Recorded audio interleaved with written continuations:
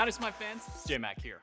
We got the Roll Stars event coming up this week. It's just a few days away, and you might be a little confused on everything, so let's break down how this event is going to take place. We got 10 teams, 2 of each role, every single one captained by a finalist from the Divisional Stars. It'll be made up of all 8 SPL teams and the 2 Gauntlet winners from the SCC joining part. There'll be a single elimination bracket over the course of 4 days of play. Now, in this bracket, all 10 teams have been randomly seeded, and you can now see the results of the bracket. The only difference is that because the last time we held something like this, the Soul Laners won, we gave them a first round bye. If that didn't already sound fun enough, we got one little rule to spice things up. If a god is ever picked during a game in a set, it cannot be played again for the remainder of that set. So if you pick it up in game 1, you can't play it in game 2 or in game 3. I hope you're as excited for the Roll Stars event as I am. Everything's going to be kicking off on August 17th at 11 a.m. over on twitch.tv/SmiteGame. I hope to see you there. Yeah, that's right. Roll Stars kicking off Thursday. The captains for those are all going to be the players that you're seeing in this set here. One more best of 5 to determine who's going to be the #1 seeded captains between the Manticores and the Minotaurs. And then #2 will then obviously be the 2nd seed to snake draft their way through all those. All the SPL teams, a couple of the SCC teams all joining in for this great event. It's going to be a lot of fun. And then probably my favorite rule that got thrown in there, if you heard at the very end, the sealed draft format, meaning if you pick a god in game #1, you can't play it again for the rest of that set. It will reset at the end of a set, so it's not like we're just eliminating gods until there's nothing left.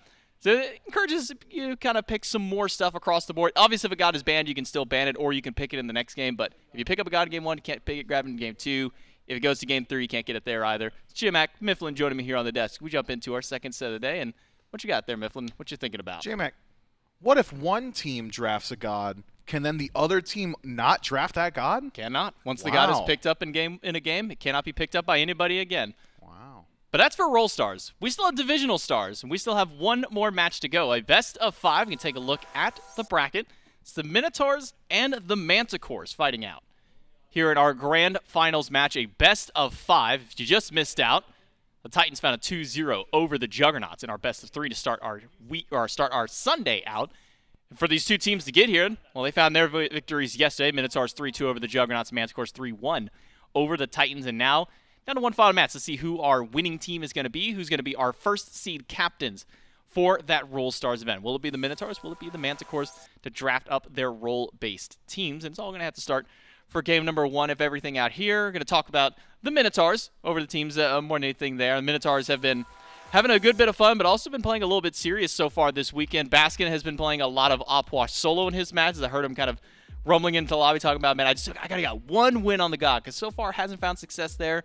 Maybe with the rest of the team piloting around him. Oath, Venenu, Hurrywin, Porsche Coast, all lining up alongside Baskin. Maybe they can help him find that Opwash win he's been looking for. Yeah, it seems like the wins for this team are almost entirely dictated by the rookies, J-Mac. If Porsche Coast just drops a 15 bomb, seems like that's going to be a dub. Same could be said of Oath, who's had himself a couple very impressive games as well. But I'm not going to fault them for that, J-Mac. And you're thinking, why would he fault them for playing well? Well, here's the thing about the For Fun tournament, man. These guys are still hungry. All right, these rookies are still so starved for these tournament dubs that they're going to take them wherever they can get them. If that's at an all-star or a roll star, it doesn't matter. They want it bad, you know? And you know, I like that. I like seeing that fire in them. A win's a win. And that's what matters to the rookies of the Minotaurs team. And honestly, in our set, those sets we watched yesterday, Oath and Porsche Coast in the last few games really stepped on the gas pedal. I think double-digit kills for both of them. But of course, to some of their matchups, the Ratatosker looked really good. Coast on the snipes with the Rom looked really strong as well. Baskin's been able to do a lot of damage, do a lot of things on this Opwash, but hasn't found the success in a W column just yet. A lot of winning. I wonder if maybe he's instilled a fear into the enemy team to now ban that away and not allow him to have a 100 or even I should say a single win on that god. Yeah, I wonder, right? Who's sitting in that soul lane position? It's their online player. So, oh, excuse me, Baskin. I got it reversed. The camera's so hard for me. So Baskin could decide to ban it out, right? If he so choose. But why would he? No, he wants to win on that one. Oh, you're right. Yeah, it'd be a final game. But then how are they going to ban it, man? No, would their opposition ban it away from them? That way no, because they want the win too, and Baskin doesn't win on Opwash, so they're not going to ban it. But do you give him the opportunity is the question. It can only go up from 0. No, what? That's like going to a duel and giving your opponent the weapon, right? Like, I'm not going to do that. Please be unarmed. So you are giving him the Opwash after he's now got 2 games of warm-up on it. You confused me.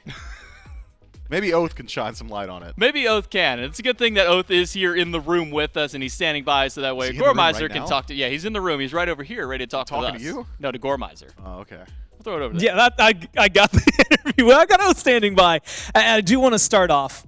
Yesterday, there were some words thrown out about you and your team for winning Game 2 after going down Game 1, and even more so for going all 5 games. What do you have as like a rebuttal? I mean, they won Game 4 after, you know? Game could have been in 4 games, or the set could have been in 4 games, but they had to win, and they did 2-5, sadly, you know? So. And it's just like Miff said, y'all are super hungry. You're coming into today as the team maybe with the most, I guess, behind you now in terms of gameplay because you go all 5. What kind of things did you learn from game 1 that you're just like absolutely applying to today? Don't give Bastion a punch was like the main one. And, you know, just have fun, you know, and play, I guess. Now, knowing already going into this, you're going to be a captain a little bit later when we're drafting teams for Roll Stars. Does first or second pick like matter a lot to you? Do you already have like a team kind of forming in your mind? Yeah, I have a team forming in my mind. I think first pick would be like pretty big for me, but you know, second pick I could still cook with, I think too. Look, we've seen all the junglers in the league, right? No matter what, you're going to end up slamming somebody in the rolls. We saw the bracket a little bit earlier. It's going to be fun to watch, hey man, but good luck in the finals. Thanks for your time. We'll go back to the desk. Yeah, thank you so much, Oath and Gore, for our pre-game interview. To kind of give us a little bit of insight maybe into the minds of the Minotaurs. And you heard it there from Oath. Yeah, probably if we want to win, maybe don't give Baskin the op watch. So maybe they do ban it to... But how would they ban it? Baskin's doing the bans. Baskin is... Oh, man, Baskin would be banning. He's not going to let them do that. We already talked about this before the interview, J-Mac. We did.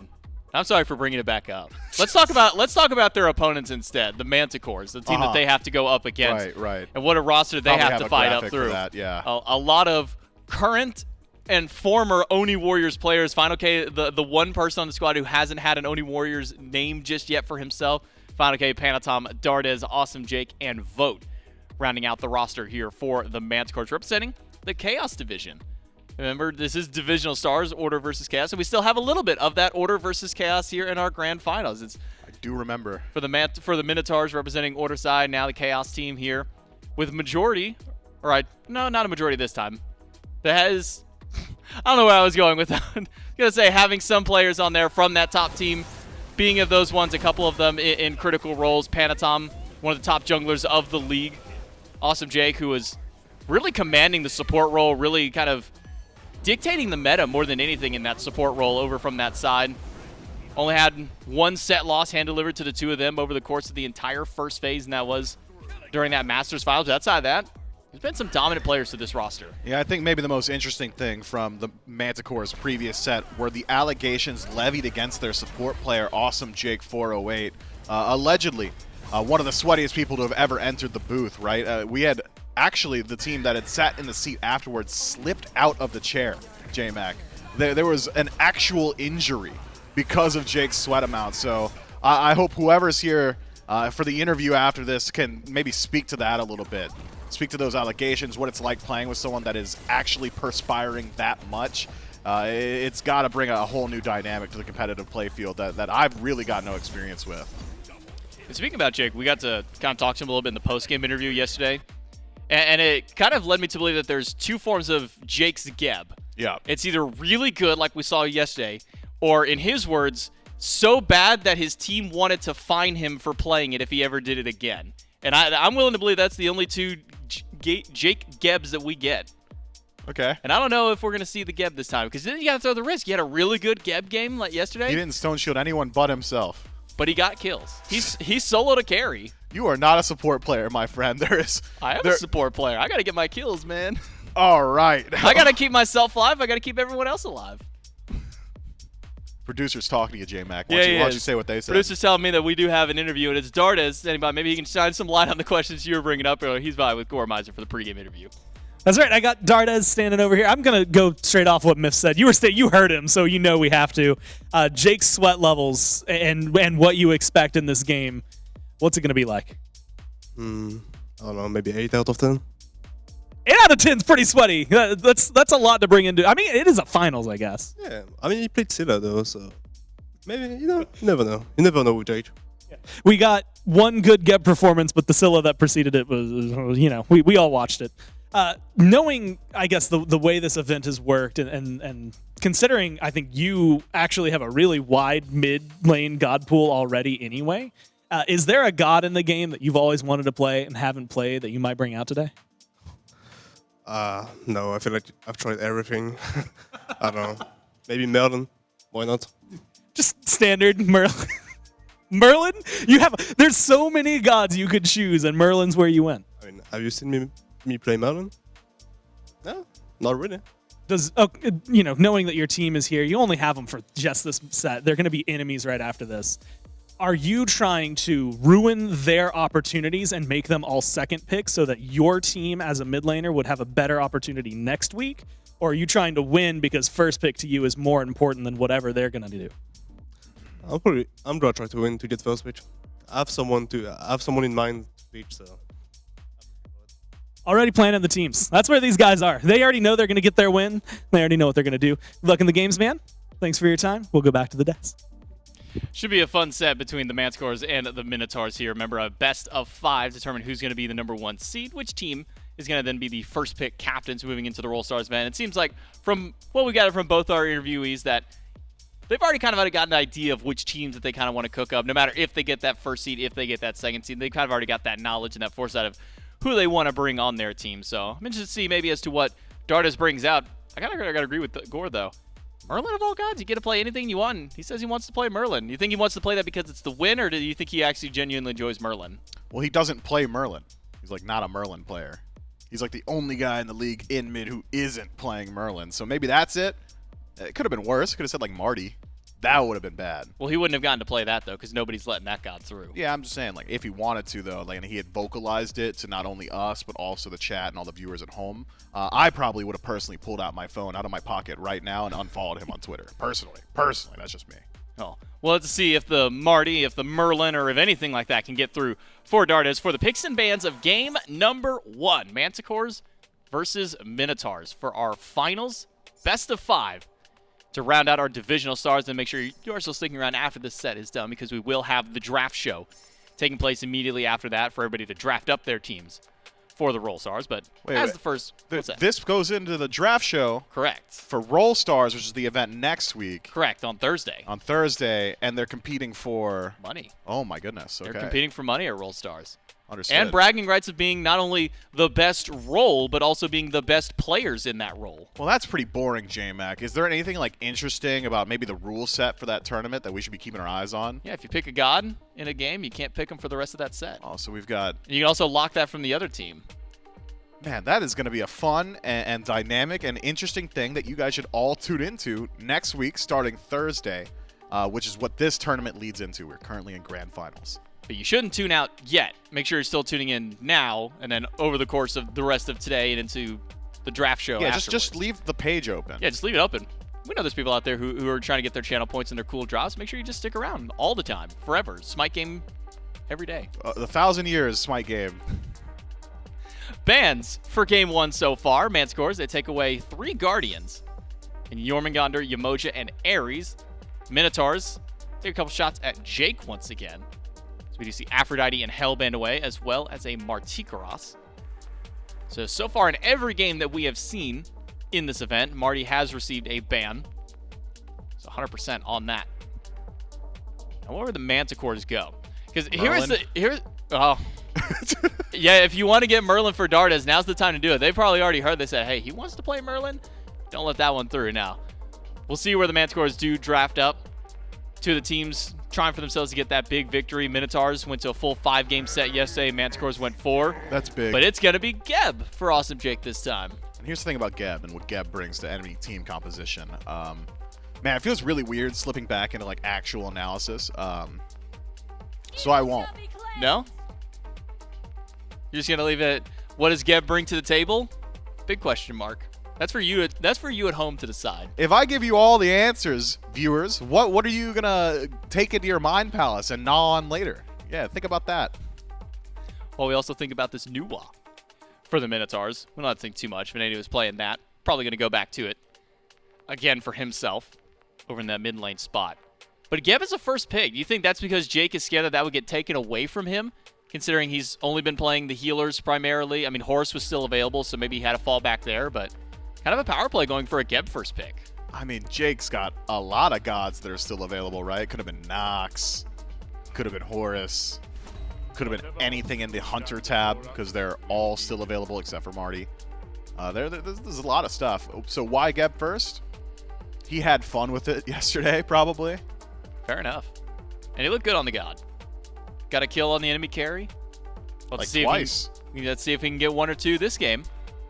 It's Nuwa and Ganesh, though, for the Minotaurs. Ganesh was the talk of the town during the Masters event. We were seeing a lot of picks and bans his way during the gauntlet phases for the SCC. Still showing some relevancy here. On the second day of Divisional Stars is a second pick alongside the Nuwa for the Minotaurs. A lot of magic damage to stack up already. How do you feel about the combo of Nuwa and Ganesh for this team? Yeah, I think Ganesh in particular sparks positive emotions in me. Just because one of my favorite SMITE calls of all time, Dave Olson, off to better things now, but he had said that this is the one time, like one of few times I've actually broken on camera. Yeah, the silence gets thrown up and he goes, "You can't speak, you can't speak, you can't speak," and it was the funniest thing. No one has ever said that before. It blew my mind, and I like Ganesh for that reason. It's a good reason to like Ganesh. Bakasura Hebo on the other side for the Manticores. Some jungle potential there for the Bakasura. Hebo over for mid. We've also seen it support this weekend with the Geb. Not sure if we'll see it go over to support role just yet. To be determined where some of the members of the Manticores draft will be heading towards.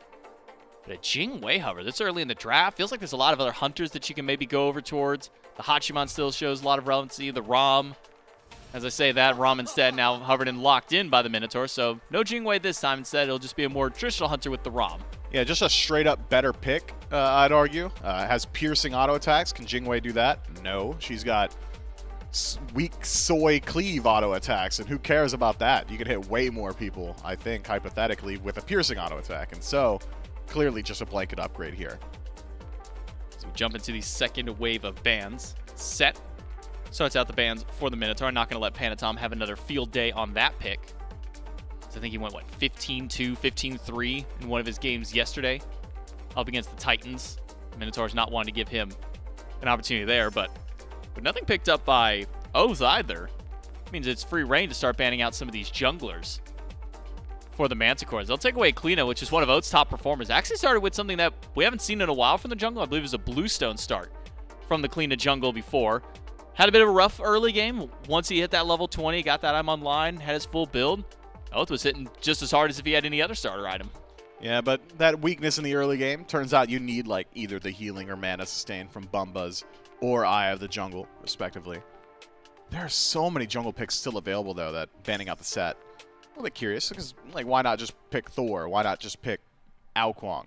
Not going to pick Apwash, though. Nope. So, a buff here. Baskin, I think, banned it himself, but also looked like maybe a little bit chagrined. Like, he just got coerced into banning it? He's upset. Oh, enemy team took it away. They're scared of it. Oh, excuse me. Yeah, you're right. Manticores and Minotaurs, that is messed up, by the way. Yeah, I'm glad that we're not is casting that up. one. Good luck, Goran Trelli on that cast. Because I messed up even knowing and putting in my mind saying Manticore Minotaur. I've already messed it up at least once this weekend. I got a laptop in front of me with the teams and their faces, and I still messed it up. That's tough. That's tough for both. I was really worried you were going to hit me with a "that's crazy" again. I was really heavily worried about debated it. I heavily debated it, and I said, no, I'm not going to do that to you again. Yeah, not for the third time. Not a third time. Although you do tell jokes in threes. So I gotta wait for another You got some time. It's a best of 5. Yeah, it's a best of 5. That's an Arachne. I don't know if it's going to get locked in yet. Hope not. That's like the worst or one of the worst gods in Smite. Really? I think so. Well, good thing it won't be the Arachne. There'll be another god that starts with A, though. Ao Kwang over for the Minotaurs, something that Adapting had strong performance on, something that we've seen Oath have great games on in times of past. During his SCC stint, he would run this pick every so often. Will look really good for himself, too. I don't know how you're so straight-faced right now. Trelli just walked in and coughed up a hairball. It's on the floor. Like, that's insane. We don't... I didn't see it because he's not going to clean it up either? Like, what's going on? So disrespectful. Somebody get a broom. That is ridiculous. Where's our... Oh, no, our broom is broken. Yeah, my bad, guys. That one at, Hindu, yeah. Yeah, that was at, what, World Season 80 broke that one. Have we had any reverse sweep since? Probably. Yeah, we did, actually. Yeah, it was during qualifiers this year for SPL. I believe it was the Gladiators reverse swept to make its SPL. Right. Shouts Gladiators. Good for them. Good for Shouts Raijin, finally getting a pick for what feels like the first time in about 3 years. He does a lot of stuff, but None of it very well. And a Danzaburo. So my question now, Miff, where do you think the Raijin and the Hebo are going? Honestly, where do you think this draft is going fully for the Manticores? You know, No, I don't know. based That's what I'm off asking. history, it's got to be Hebo support, right? Got to be Hebo support. So That's had a huge impact over the last few days here. Okay, so where does the Geb go? Not support. Not support. That's for sure. That's taken by Hebo. Okay, not support. You prefer Raijin in the mid lane, I guess, in this case? Since we're assuming that the Hebo is going to support, you have Geb and Raijin to flex between mid/solo as an assumption there. You could put in jungle- Geb and solo? You could Oh, jungle you're thinking Geb Raijin. jungle. Oh, Or- jungle or- Raijin. Or Geb. You're not helping me out. Yeah, I mean, there's a lot of picks, a lot of roles available. Not support, though. That's Hebo. Naja for the Minotaurs. Final selection for that team to round out our 2 compositions. So instead of asking where you think all the picks are going to be going. You know what? Let me guess real quick. Okay, give me a guess of where Danza, you think they're going. ADC, probably. Okay. I'd put Hebo in mid. You know, Okay. I feel like there's been a lot of info out there. Mhm. Maybe a Raijin solo because mid is taken. Mm-hmm. And that would leave Baka in the jungle. And then Geb would be support, unfortunately. Okay, so you think they're going to be maybe a bit more boring with it by keeping the Geb and the support as opposed to think so. spicing things up? I think so. All right. Well, you know, I'll give you. You gave me a pretty good guess on the Manticores. Let me throw a guess for the Minotaurs because we haven't talked too much about their Dude, composition. that's but my job. It was Ao Kuang and Naja. I think Naja solo. Okay. That sounds real fun. Okay. I don't think anything else is really that. Probably a pretty that decent crazy. matchup in a Raijin, too. You think so? Maybe. I haven't I'm played trying to that one myself. I'm trying to think if we've actually seen a competitive Naja solo game. Because Yeah, absolutely. Cycle and Spin used to play it in solo a fair bit.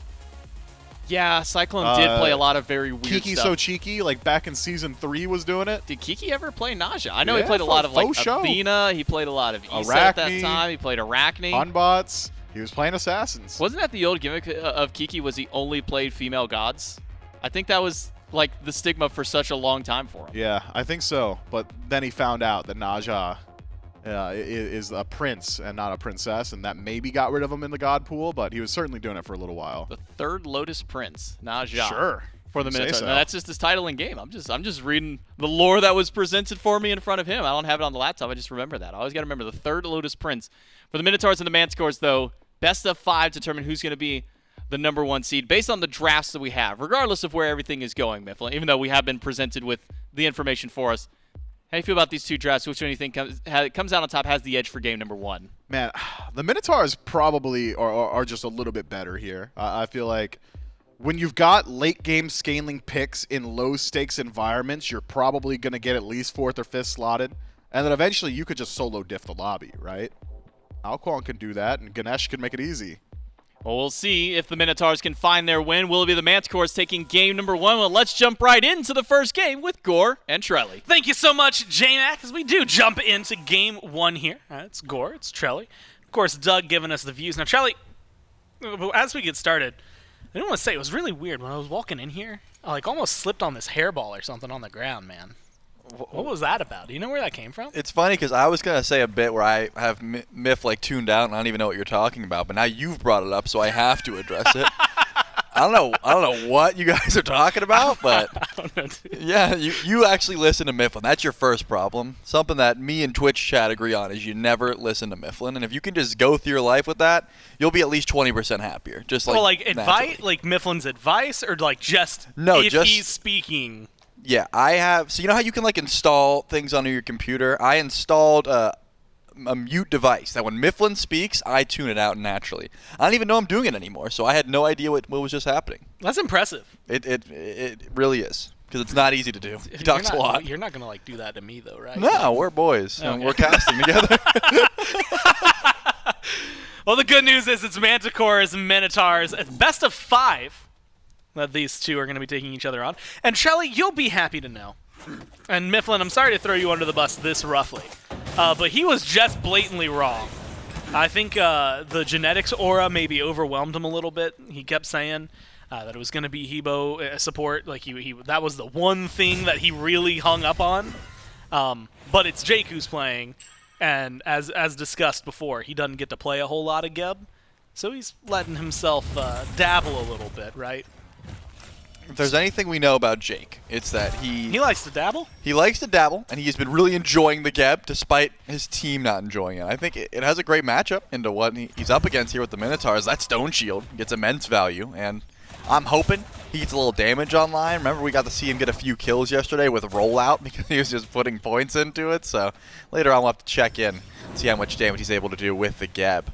Speaking of, though, this 2v2 in mid, I'm real curious about. Having a Hebo, already going to be some good clear. Bakasura, Panatom has never been one to shy away from a good scrap, and Baka does bring some decent early damage if you can eat minion, jump in with those Butcher Blades.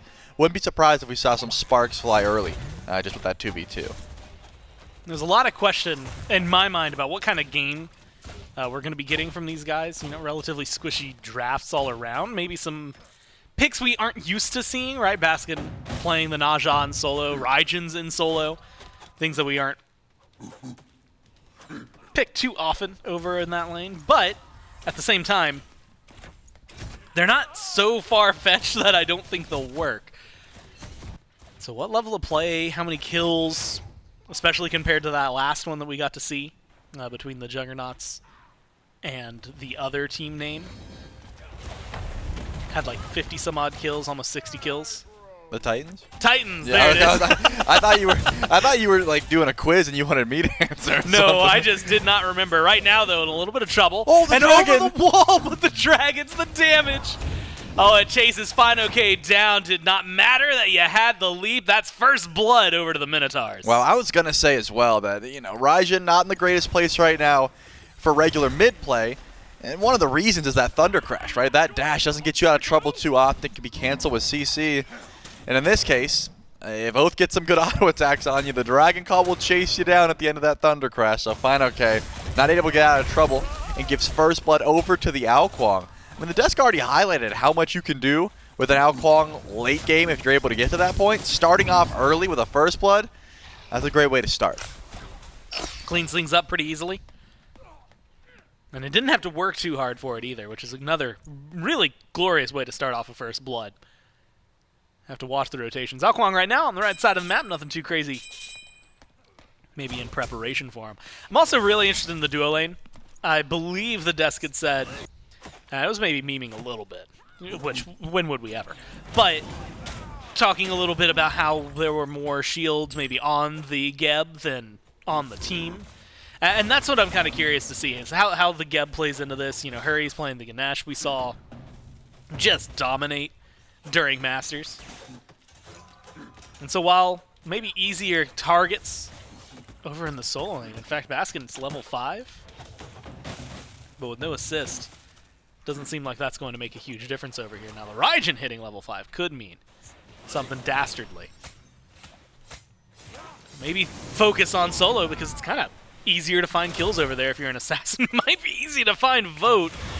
The Dharmic Pillars did as much as they could. The Snipes found as much as they could. But unfortunately, a last-minute whiff from Coast means Vote gets to go back to base despite the low health. Unfortunate. Ven was not able to provide that ultimate a little bit earlier. Maybe didn't realize or did not think the damage was there. All he's going to have to do is use that ultimate defensively, give some vision, that sort of thing. But I think you're right to highlight the possible solo lane shenanigans we're going to be seeing here shortly. As you can see, full tank Naja does not do much damage, and we're about to see how much Taiko Tums does when you don't have much damage. But here comes the Bakasura, and that's where the real DPS is. Going to confirm a return kill here for FineOK. He's happy with that one. Send it over to Panatom as well. That's probably your best damage dealer for the next at least 12 minutes or so. So probably best to give it over to the Bakasura. He's going to use that farm, try and get a Golden Blade online, and continue with his farm game. The taunt / fear from Raijin, when there is actual follow-up from the team, is on the receiving end real frustrating. That has to be frustrating for Vote. Wide arc rocket into the wall, and now the Dharmic Pillars to lock him up. An easy cleanup kill for the Minotaurs there over in the left lane. Unfortunately for the Manticores, it's not getting any better. FineOK retaliation execute from Oath lands onto Panatom without a lot of health. Unable to steal the buff away, but who cares? He just got 2 kills. I understand the predicament Vote's in there because it's very easy to body block the ultimate. You have to try and angle it away, and he thought maybe he could do a real quick U-turn and make it out, but unfortunately, right into the wall. That's the second time this tournament that I've seen Vote just dash right into a wall. That was an ult this time around, so a little bit unfortunate there.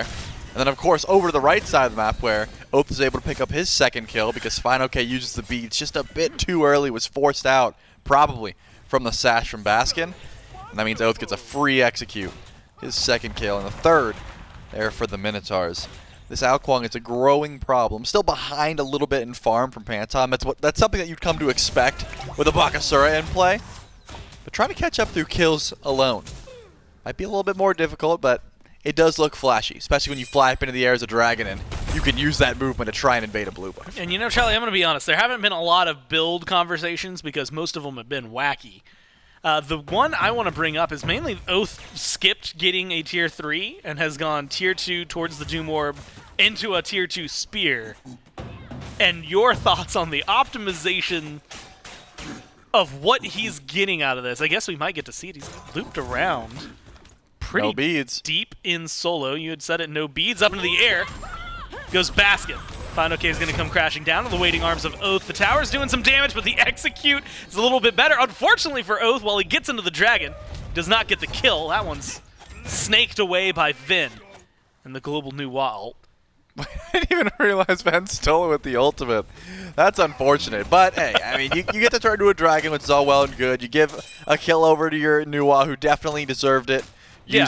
I mean, hit the skill shot. It's not easy to land fire shards at the key moment to steal that kill away. But FineOK is recognizing how important his beads. And Baskin, you already used your ult, just gets run down by Panatom, who just keeps returning these kills. Every time someone dies, he's usually there to try and pick up the cleanup. Now, unfortunately, 0-3-1 for Fine, 2-0. Maybe a couple more kills here for the jungler. Instead, Oath is the one getting active. Jake in a little bit of trouble. Dharmic Pillars had been dropped and helped the damage out. But man, that rollout. If only there was a new ult right now. Gets yeah, I mean, I can't imagine. It was used in such a crucial, had to be used there moment. Unfortunately, Dardez and Jake get to walk away there because of Finn's admittedly heroic act earlier to make sure that Oath stayed safe and alive. Man, you think he'll get an award? I'm surprised we're not giving him an award right now. Well, you know, honestly. he has to play the rest of the set. He could do something more heroic. He might as well just be the MVP. I don't know why we're talking anymore. We don't have to talk about that. We can talk about this Gold Fury attempt. You got Bakasura, you got good DPS. Why not go for an early Gold Fury? Coast is the only one who get in range with the snipes, and it's not gone up to the sky, so that's going to be free for the Manticores. And FineOK, I just can't imagine this is where you wanted to be. Yeah, it's a little deep overall in terms of where the map's at. No new Wa ult this time to snake that away. Oh, he used it. He just missed. Yeah, he just didn't get the kill. 3-0 now for Oath. Double Cataclysm from Jake. There's the rocket from Vote. You know, Charlie, it looked really flashy. It hadn't really done too much. Both Jake and Vote walk through the Dharmic Pillars, get the proc. There's going to be one tower shot one way on the hurry. Bakos, with the autos, does a little bit more. Finds the kill. On to Jake. Now 6-2 for the Minotaurs. But not as massive of a lead as you would want, strictly because that Fury the Manticores were able to pick up just a couple of minutes ago. Certainly did. Purple Buff, unfortunately for Vote, is also going to go down here. Might as well. You still have the snipes from Coast. And you were dangerously close to that execute threshold where the snipes are going to be able to pick up a free kill if Vote did try and defend his own Purple Buff. So the Minotaurs are going to keep with their aggressive strategies here. FineOK, hey, he's got one thing going for him. He did not use beads on his 4th death, which means, you know, he'll be able to beat either A, win Fire Wheels from Bastion, or B, the ultimate from Oath if it does come his way, as it has been time and time again on the right side of the map.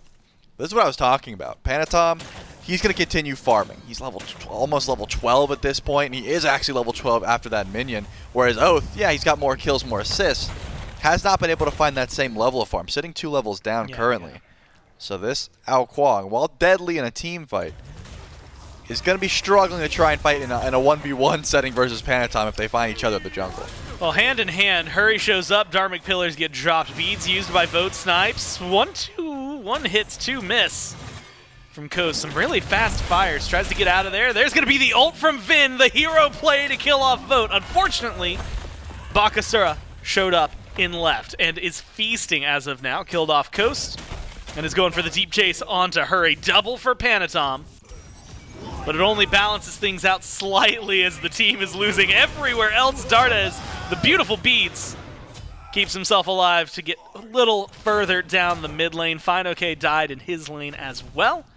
And it is blood across the board for the Minotaurs. Yeah, you can tell. It's just Panatom at the moment. He's 4-0. Everyone else, 0-5 for Fino. 0-1 for Dardes, who unfortunately had to beat and ult and still falls down in that mid lane scrap. And then 0-1 and 0-2 for the duo lane here for the Manticores. It really is just, hey, we should hide until Panatom shows up. If he does, maybe we can fight. If not, tower's looking pretty good. Whereas the Minotaurs have already shown, even if you're 1 HP under tower, you are not safe if Van has anything to say about it. He's able to use the fire shards to help confirm some of those kills, as well as just watching Oath go to work on this Ao Kuang. Beacon opens up in 30 seconds. I assume we will see a bit of a grouping here, but Bo doesn't even have a tower to stand on just about. It's a couple auto attacks from death, and if that happens, Coast will be able to rotate freely, possibly, over to that Beacon fight I was just talking about. And that would go well for the Minotaurs to get some extra pressure, some extra movement speed, extra DPS, things like that. Does start to add up, considering this is only the first one. Yeah, long series right ahead of these guys. If the Manticores get their way, like they wanted yesterday, it could have gone a little quicker. Minotaurs took us all the way to 5. Cataclysm only connects on 1 here around the beacon damage. Oh my god, deletes Jake from the board. And you know, Trelly, yesterday we got the one where Jake said he was pretty happy about it. Today we might be seeing the one he mentioned where his teammates think he should be fined for playing it. So far he's only 0-2, so we can't get ahead of ourselves. First beacon goes the way of the Minotaurs.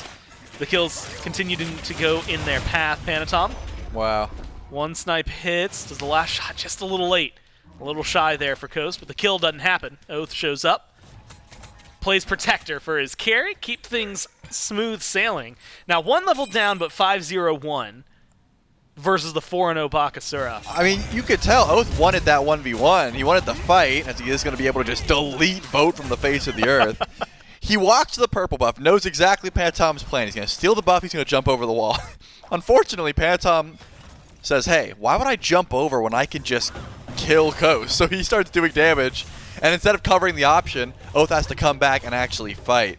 FineOK gets a decent bit of damage trying to taunt Basket underneath the tower. Forces the Windfire Wheels, but Regurgitate was already used. Does Panatom have the damage to try and run through Baskin? The jump off the mark, a sash should be coming soon, but Panatom will be able to confirm that one. A little extra damage though, and that might help from the tower. Execute beats off. Oath has to dash away. A little bit of damage. FineOK is still alive. And Panatom zoning perfectly, but Oath is not done. Goes for the slow onto the Bakasura. Jump over the wall. Oath aggressive, just out of range to kill off FineOK. Hurry's rotated, but Hurry doesn't have much in his arsenal. Dharmic Pillar's down. Dash seems to be down. Not much he can do. Might just find himself stuck with a good Cataclysm, a great knock-up. It looked like a sure fight for the Minotaurs. Turns around with a huge rotation from the Manticores. Look at Coast. Look how far up he is chasing down Vote. He is almost in Phoenix at level 14. And why not? I mean, he's making a statement. Yeah, Vote has 2 items to his name. Coast has those same 2 items, along with a second relic, which isn't available at the point, but Vote doesn't have Aegis even if he wanted to, and the tier 2 dominance with a 2-level lead. You probably should be winning those auto attack trades, and Vote just wants farm, man. He is just trying to get a speed buff. He's trying to get his own purple. It doesn't seem like anything is coming for free. Both the junglers now 6-0. 1 assist there for Oath. Maybe makes a big difference. Panatom, 100% of the kills. FineOK, about 50% of the deaths. Just a little shy because of the 11th. Baskin's in a precarious spot as well. Actually, Baskin is 50% of the deaths. So solo lane's where everything's popping off, Trelly. Naja, Raijin, ring toss off the mark. Feels like that's what we've been seeing over here. But a lot of the pressure. 15 minutes in, 3,000 gold. Favor of the Minotaurs. Saw 1 Fury earlier for the Manticores. Not much since. Beacon's going to be up a couple minutes. Pyromancer's there. Panatom is fishing for blood. It's just whether he'll find it. And presumably Oath is thinking the same thing right now, right? Like, that guy just wants to kill somebody. In-game, specifically, asterisk, like, let's make sure that that's clear. And maybe they'll find it over in the solo lane. Fine, okay, taken up into the air, sashed afterward. Beat's still down for 40 seconds, Oath in the jungle. Ring toss off the mark. New ult, massive here. Hits all 5. Beautiful shot by Finn to make sure it connects. How does he do it? Unfortunately for him, his team's just absolutely useless, can't follow up. And that is the truth. I mean, the Minotaurs get the Pyromancer off the ultimate, I suppose, but you would love to see just a little bit more there if you are World Champion MVP Venenu using that new ult masterfully, as it is a Fire Giant pull, along with what I can only assume is zone duty here. Panatom just eating Baskin alive for free. Why not switch over to Coast when you got damage like this? Yeah, forget that Fire Giant call. I think Panatom's going to put a stop to it by himself. Well, damage from the snipes comes down. Panatom returns. Final case deleted. And now with 4 helping out, Coast is going to be able to live here. And we know Coast. Coast likes to throw out a taunt, a laugh. Does so at the very end. Unfortunately, while they get some massive kills, a huge shutdown even onto Panatom, you lose the gold fear. And you had to drop the Fire Giant, so you're going to need a little bit more. Beacon's going to be opening soon as well. Last one went to the Minotaurs. See where the Manticores are at. As Panatom presumably asking for literally any help from any of his teammates during that fight, even though he was the one who was kind of deep. Well, he had to stop the Fire Giant call, Yeah. right? He did. That's a great play by him.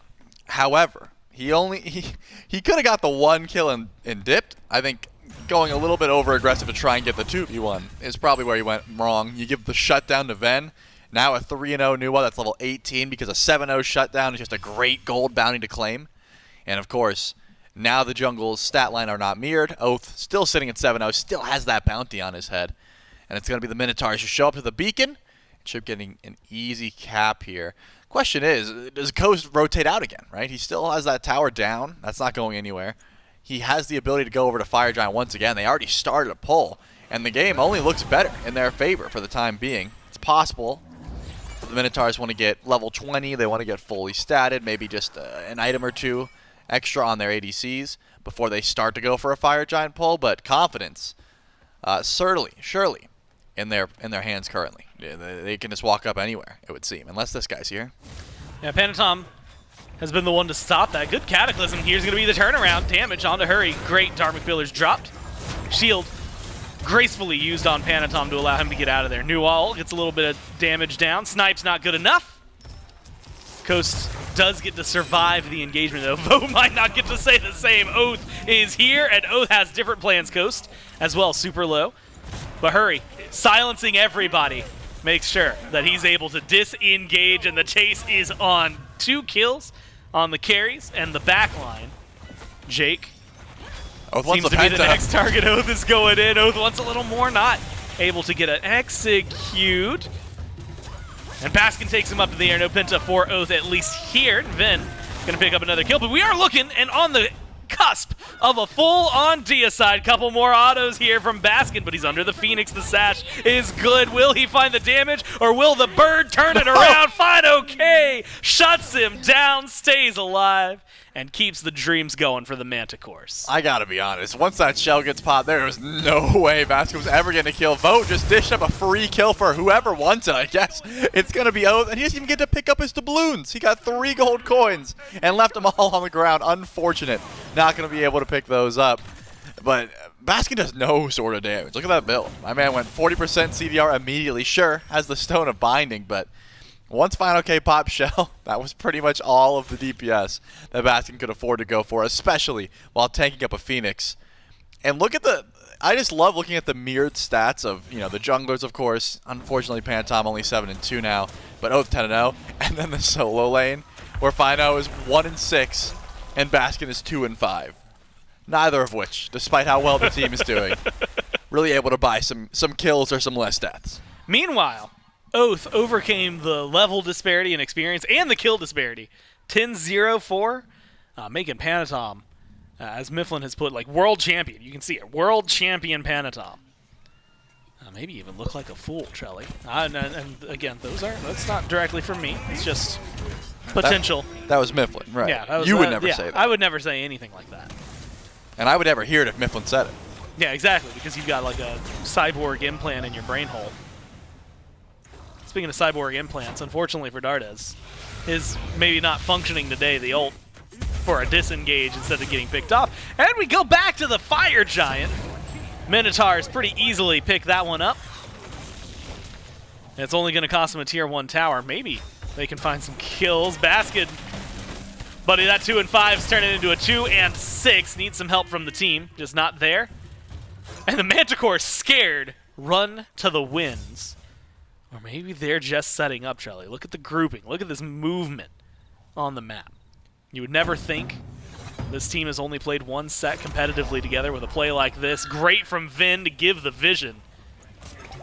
And now Snipes from Coast. Who's he going to look for? Dardes is low, but that shell is there. 2 shots miss. And he tries to wait out the shell, but the 3rd shot's not going to connect anyway, so it's not even that flashy. Vin now in the middle of nowhere. Nobody's helping him. And so another easy pickup for the Manticores. Another one scooped onto the belt of Panatom. And now it's just the question of how aggressive can you stay. Hurry's looking to chase down Vote, but has to save his pesky teammates who just can't seem to get anything done without him. But it's Oath versus the rest. Can he do this? All 3. And he's going to start with the one in the jungle. It's a double kill now. And you've got 3 low targets. Vote is ruining everything for a Penta by backing. And of course, everybody else has movement ability, so Oath is just going to watch the double kill. I mean, I'm amazed that and chase him down as far as he can. I'm amazed Panatom even jumped in there. I guess you're just feeling confident with the Bloodforge shield, but Oath is 12-0 on late game Alquang. You're not taking that boxing trade any day of the week. It seemed like the 4v5 still was going to be good for the Minotaurs. Oath does not have the healing to do this. Someone's got to get in quick basket ults just to make sure it doesn't get reset. But there were so many ults used just to get the pick on the basket. I mean, the Manticores used 4 ults to confirm that kill. Ven almost killed Dardes just with the fire shards alone. Unfortunately, Coast found no snipes from Rama. And the fight started to die quickly. At the very least, though, Panatom was able to gift Oath just 1 at the tail end of that scrap. But the Fire Giant push is essentially over for now. You only have Fire Giant on your jungle, who, be it, is probably the most important at the moment with how much DPS he's outputting. Does not seem like they're going to be fighting anytime soon, though, as Ven sends out another ultimate just to get a little damage check, see where everyone's at.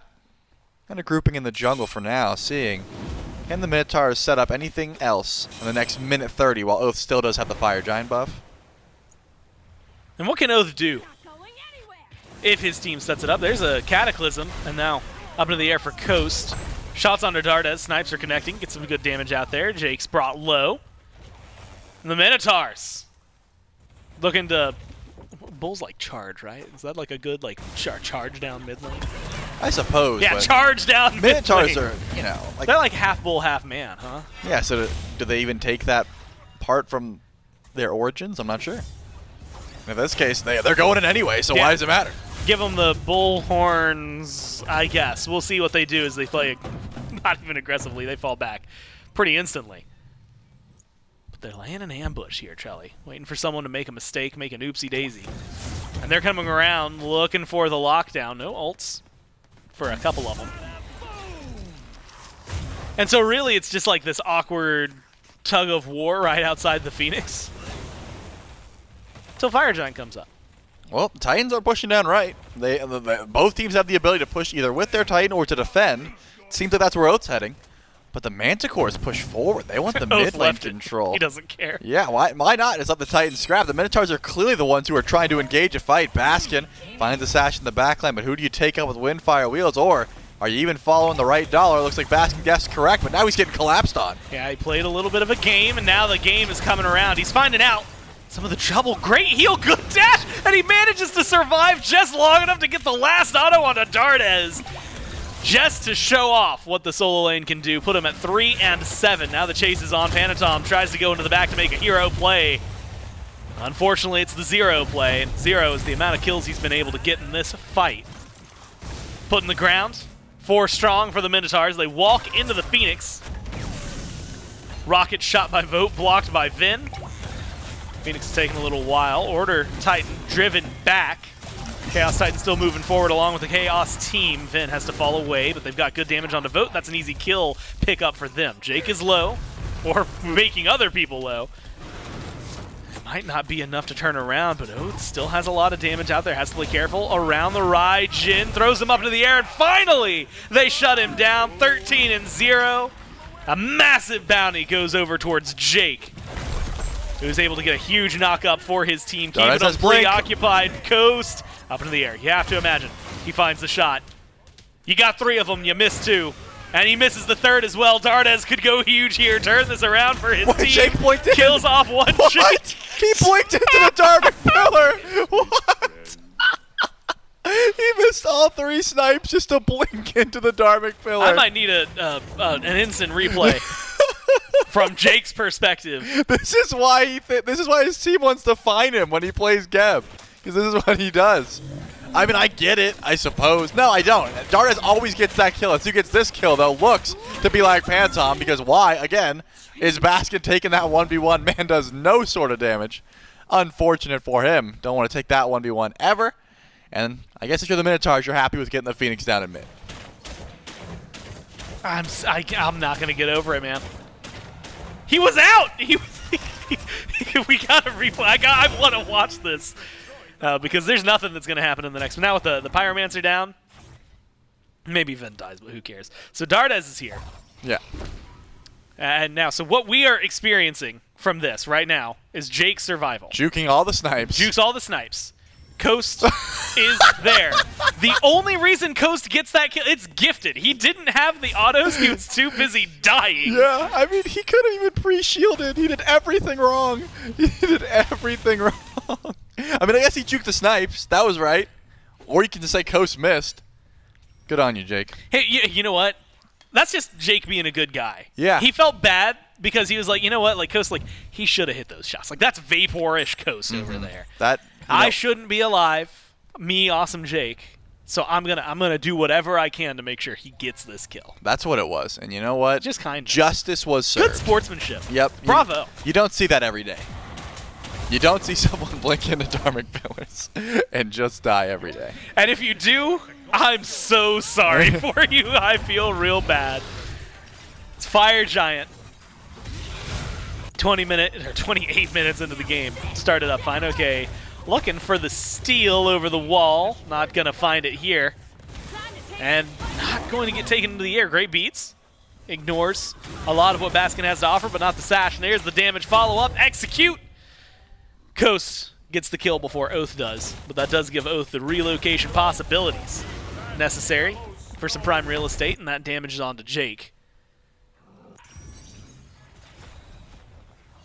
Oh, he did stop his back. I was curious if he was going to. I was holding my breath. Oh, wait, this could I even be still more. think that Pantom can win this fight. I'm going to be honest with you. I don't think Baskin takes that 1v1 lightly.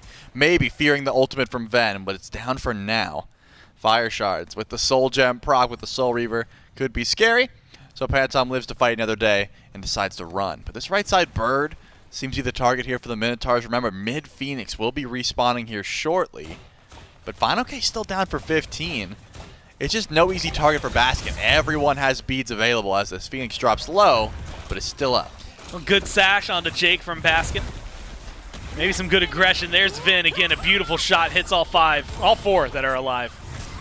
And that's the lockdown onto Jake. Phoenix goes away. Power play still there for the Minotaurs. They're going to turn their eyes towards mid. Give it a shakedown. Rob it of its life. Move over towards the left side of the map. Pantom, 12-4, and only one positive on his team. Maybe the saving grace here, Trelly. And I not an oracle. He might need to get a penta to right this ship. He definitely might. I've issued a challenge. He's on the right side of the map, so isn't even looking to fight at the moment. With 3 Phoenixes down, the Minotaurs in prime position Starts here. to take the Titan. Not a great 1v1 for Pantom to take. Final K shows up, and Oath thinks better of it. Did use the beads, but Oath's blink will be back up here shortly. The question now becomes, are you going in for the end? Do the Minotaurs want the Titan, or do they want Enhanced Fire Giant? They're not going anywhere, Gore.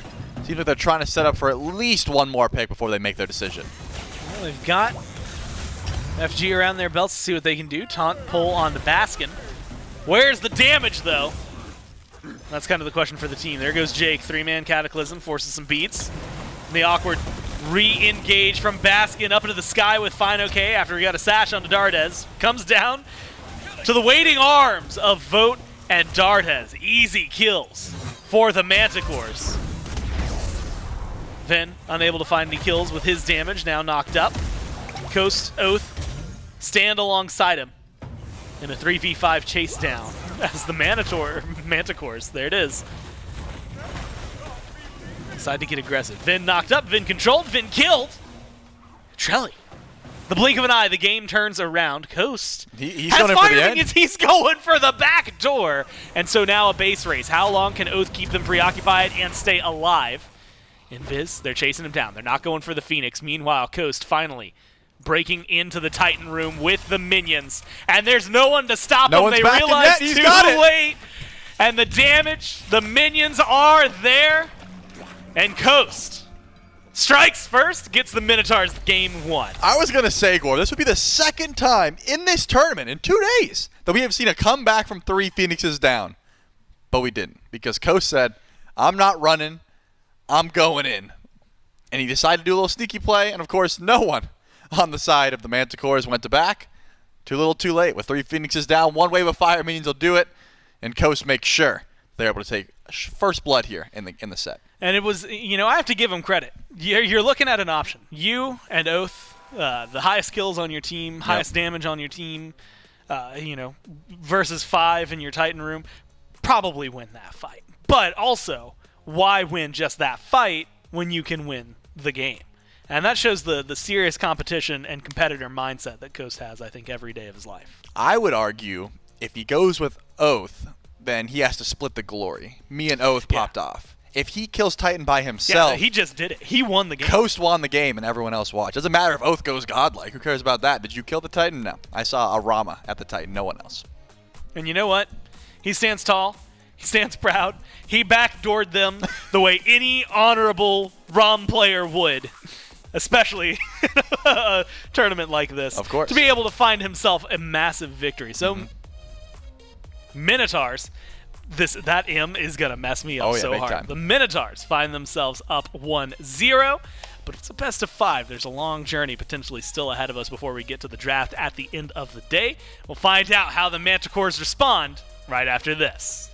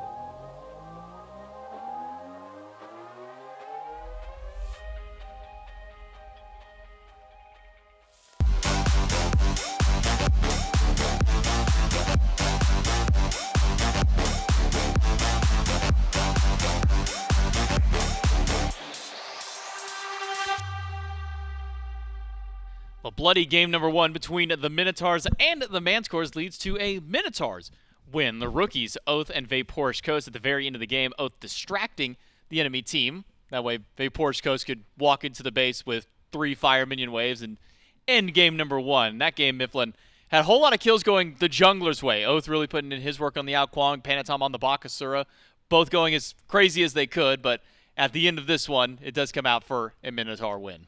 Yeah, so I got the ending in the beginning. The 5 to 15 minute mark, I just about completely missed because our catering got here. Shouts Mediterranean food, super good. So I couldn't tell you what happens in that part of the game, but otherwise, yeah, I would agree. Really good stuff from the rookies in particular. Again, isn't it crazy how hungry these rookies are? And we still tucked away our catering. We didn't even share it with them. Yeah, we really didn't. We didn't give them any of that. They still have like snacks and stuff like that in the break room that they can snack on. Yeah, enjoy your Cheez-Its, losers. and your water as well. Yeah, we're out of drinks, so enjoy your agua. Yeah, enjoy that, as well as enjoy a win for the Minotaurs in game 1 of this best of 5. And this one started out, at least for the Minotaurs, over towards the dual lane. We saw some action in the solo lane as well. I believe Oath was actually able to get a first blood onto Final K. The Raijin solo struggled a little bit throughout this game. We saw a lot of this, where it's Oath and Bastion just teaming up and taking down the Raijin multiple times. We saw this essentially double assassin, kind of just dealing with Final K on that side of the map. Panatom was bringing success across the map otherwhere. I mean, we were seeing Panatom go over to the dual lane, helping out Jake and Foe to try and take down Coast and Hurry win. And then I'm just going to say, well, I don't know if we're going to include on this highlight reel or not, but we had probably one of the funniest question mark moments I've seen in a long time, where Jake jukes out, Vaporish Coast snipes all 3 of them, says, cool, that's great. And then he blinks into a Dharmic pillar to die right after. I don't know what was going on, but it was funny. Yep, I mean, and that, I think, almost encapsulates the entirety of the vibe that we were aiming for with this event. Don't know what's going on. It's a little goofy, but I got a nice little chuckle out of it. And I think if that's the case and you come away with any one of these games having that feeling residing deep within your heart, you're the real winner. 14-1 for Oath on the Ao Kuang. First opposition, Panatom 12-4. As far as jungle matchup is concerned, Oath wins out on this one. Not just in the actual in-game screen with a win, but in the direct matchup as well. The damage. And the damage. Yeah, he's definitely got the damage. More Let's see assists. where are the wards at. Ooh, and he got the wards. Barely edged out the ward award there. A single ward. The single ward award, because he's 7 to 6. That actually took me forever to find. I'm so used to the in-game screen. I'm about to say in-game, I immediately looked to the very bottom screen. I was like, man, that's a lot of zeros across the board. And then I realized, oh, wait, that's how much healing was done. Where did Venenu? Oh, Soul Gem. I was like, where did Venenu get 170 healing from? And I looked at Soul Gem at the end of the game there. So, Minotaurs with their win in game number 1. Things look great. Maybe not so much the Naja solo. That one struggled a bit. Baskin tried to go for a 1v1 against Final K under Phoenix, where Baskin was about 75-80% HP. Final K was 10%. Yeah, I was there. And Baskin lost that trade. Yeah. It's not a fun one for Baskin, I don't Sometimes Raijin isn't the worst pick, right? Sometimes. Other times, Raijin needs to leap away, and he can't because he's got like 80 frames startup. So, you know, sometimes good, sometimes maybe not so good. You think we see the Naja again? Or do you think we From see Baskin shift? Yeah, or do we see Baskin shifted up? Maybe Baskin, given the opportunity, goes to the Opwash. I think that'd get him off to Naja. I'm thinking, you know what? Yeah, let's speak in absolutes. He's not going to the Naja. He's got to get the Opwash in the top 3, though. Yeah, it's going to get banned. It got otherwise. banned away in the second phase. So if he wants it, he has to pick it up now. Goodness gracious. How cold is it in that booth? My man's like Jon Snow in there. You think he like collected that pelt himself? I think so. I'm willing to believe it. If anyone in this set were to slay an animal for warmth, it would be Ven. I think so. Yeah, and I'm thinking it was barehanded as well. God, he's really cuddled up. How's he going to get his arms out of there to play? Usually those boots are really warm, so the fact that the boots are colder than what it is in here, that's a little baffling to me. Yeah, you know. Though I will say he did walk in yesterday and say that it was cold. I don't know if he just meant this room or the booth that he was playing in. So when you have ice in your veins, it's cold everywhere. That's fair. That is very true. God, it looks so warm. Now I want one of those blankets. He's going to start sweating soon. It's almost assuredly I'm gonna a have bit. to ask if he can go slay another one so that way I could have one. Okay. Kind of commission him for the slaying of an animal. Yeah, I mean, that sounds like you're evil. Like, you worded that so poorly. We're going to Yeah, have PETA on us now. that was not a great way to word that one. Okay, all right. And I'm not going to try and redo that because I can't think No, of a yeah, better way to word that. No, you are factually correct, for sure. But maybe we just work on your PR, your My delivery. delivery. Yeah. That's what I'm saying. So I'm not going to try it again because at the moment I can't think of a better way to word that. Yeah, I'm not even sure that bears are, like, local to Georgia. Are they? I mean, I've never seen one. I've never seen a bear. Yeah, we're in, like, the greater Atlanta area, so if there's a bear in here, something's gone wrong. I did have a deer trotter, not at the apartment that I'm currently at, but the previous apartment complex that I was at. We did have deer that would regularly trot across our parking lot. Yeah, deer are normal. Yeah, I You're mean- in the South. Yeah, that's a common to see them. It was just weird to see them like in our apartment complex when like we don't really have like a wooded area right there. You know what my weirdest spottings are? What'd you find? I have only in public run into the Camelot Kings. They're the only people I have seen out and about. Like, I'll be at Walmart and Biggie's picking up like creatine or something. You know what I mean? But it's only the Kings. I swear, every other team in the league it's all delivery, DoorDash, whatever it's got to be. That's what they're doing. Otherwise, they're just like in the studio or at home. Yeah, I can't think of seeing anybody except for the Kings. You too? You're a king spotter. Like unless you're like the gym. Like the gym, you'll spot a You'll whole spot bunch everybody of at the people. gym, But if you're just except like for me. at like the local grocery store or going out and seeing a movie or something, I haven't seen any of them. What we will see though is picks and bans for game number 2 between the Minotaurs and the Manticores. Minotaurs up 1-0 in the best of 5. And the Minotaurs, even in a first pick spot, do not want to give up Marty. They're going to be the ones to ban it away instead of what you expect to be the Manticores to ban it at second pick. You know, I think it's just a show of good faith. It's extending the olive branch when you're in the first pick position and Marty gets banned out. Legitimately, you know you're in for, like, a good time. That is an immediate vibe check pass. Like, Minotaurs are winning the cool guy award right now. I don't want Jake to play some of his picks either, though. Still going to be banning away the Aphrodite. Not going to let the hell through. This is the most vibe check ban phase from the Minotaurs. Like, legitimately, those 3 bans, these are the coolest people on the planet. Yeah, they say these gods are not fun to play against. Yeah, we're good on We that. don't want to play them. We don't want you to play them. We're going to do something else. And that something else was picking up Fafnir as a first pick. Opposite side, Manticores will grab Neath. And very quickly, we'll draft up a Freya. Now, we saw Freya going to support role a couple of times. Seen in the jungle. That was at the Titans. We also saw it in the jungle. I believe Oath actually played Yep. that one, but it will not be Oath picking it up this time. Because he's on the Minotaurs. Right. Not the Manticores. Correct. So do you think that we Exactly. see the Freya go jungle to see if Panatom replicates that, or do you think we see it go to support? It just doesn't feel like a Panatom pick. Even in a for fun goofy, like, I'm thinking Panatom does not want to play Freya. So, anywhere but jungle. Nice. Anywhere but the jungle. Boom, analyzed. That's There a you piece go. of tech I stole from Trelly. If I say that, I've done my job. It's factual. And Yeah. your word is law on the desk as the analyst. Sure, yeah. Neath Freya is the combo. Opposite side, Minotaurs bounce between what they want to pick for their next 2. Currently hovering Hachiman. Not anymore. I was going to say Hachiman and Lancelot. They got the horse team going, but they won't even have that. And then what are they doing if they're not even going to have that? Yeah, then you got to get the Guan Yu. You need to get the Chiron in there. We don't have a full horse team just yet. What a major fumble by our players at this event, having not done theme teams. Yeah, What we a haven't- major fumble. We haven't seen one of those just yet. Goodness. They're messing up. Or like in the old days, you'd see like teams try and draft like the full Pantheon squad. Yeah, I mean, like, that's super easy to do now. There's like 150 gods. Yeah. There's a lot in some of the older Pantheons too, like Egyptian Pantheon, Yeah, Greek, you got, like, Roman, 40 to Norse, choose like from. all those. You can make full drafts of those pretty easily. But instead of Hachiman that was covered, instead going to be Vulcan and still Lancelot. Now, how do you kind of feel about Lancelot right now? Because we haven't really seen a whole lot of him. I believe we saw him one time during Masters. Didn't really have the shining performance that we were expecting. What are your thoughts on Lancelot at the moment, Miff? I'm legitimately a Lancelot fan, if we're going to get real for a second. I feel like his damage output is very good. He's highly mobile, which allows you to maneuver the jungle at a very good pace. It's very difficult to keep up with him. It's almost similar to Pele in that regard, except it isn't a constant resource that he's having to expend to do it. A massive cripple field the size of a lane is always a good thing to have for your team. He's got decent survivability because of the HP shield on his ultimate. I think Lancelot is generally very good.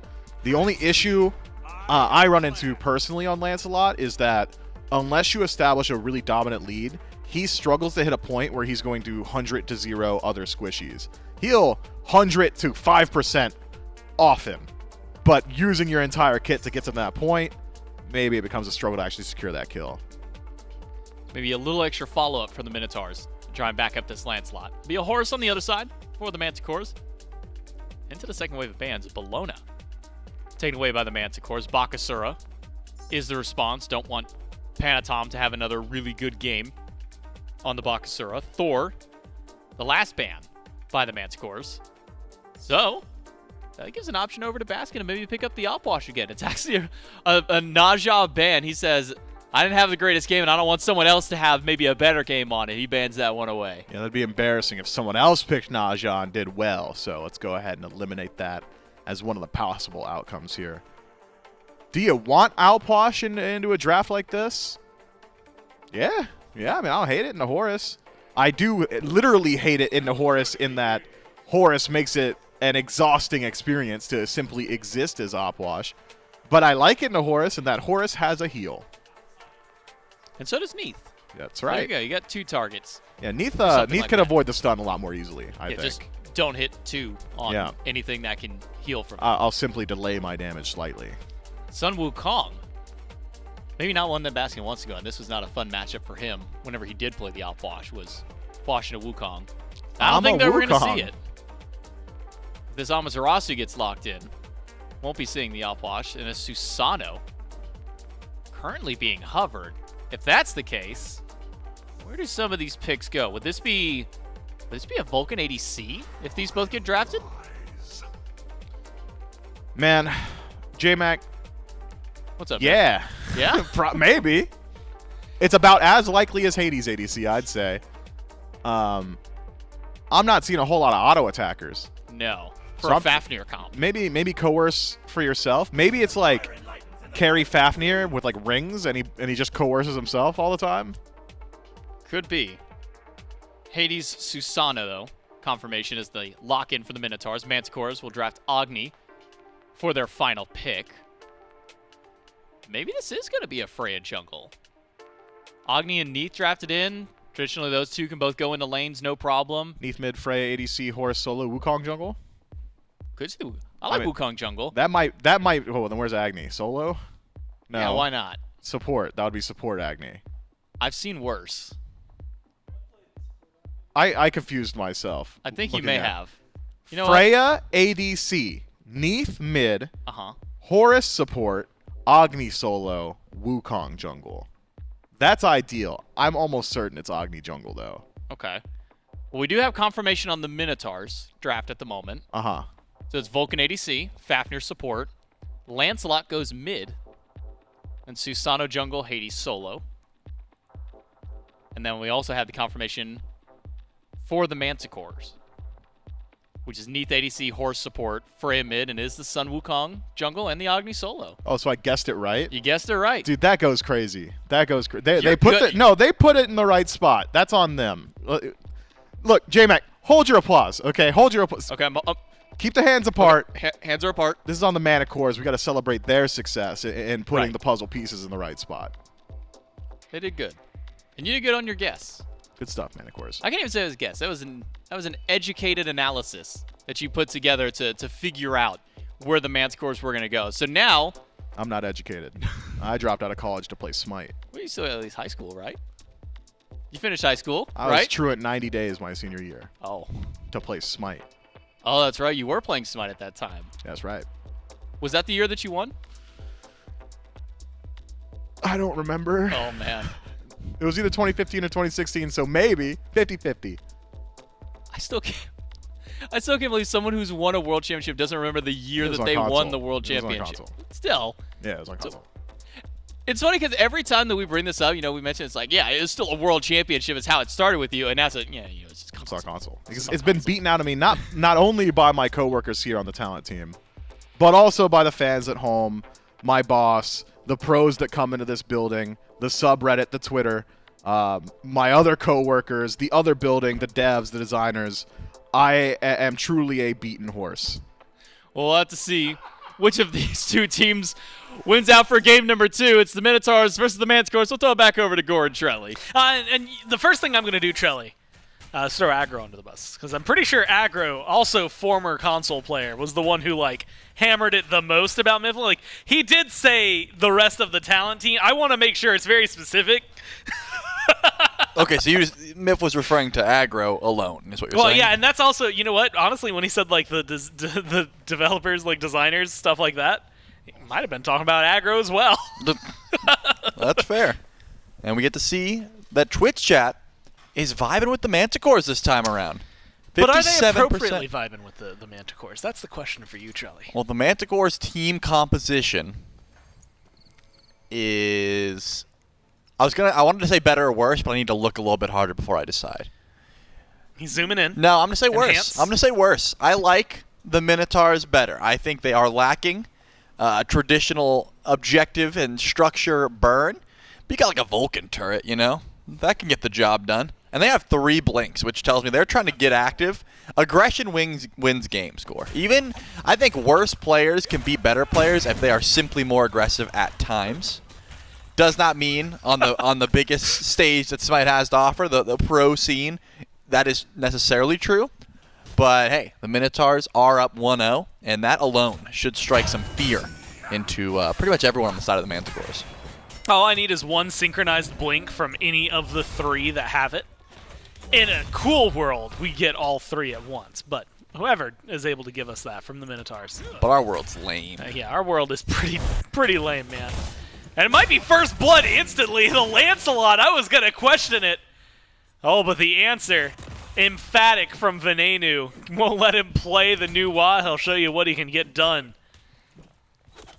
On an assassin we don't see too often, an assassin who's starting off 1-0 has to feel real good. And a synchronized blink. Look at those timers. Even their horn shards. Shard, yeah, the shard choice. No, that's Claw Shard. Sorry. Horde Shard's the one Baskin has. That's on me.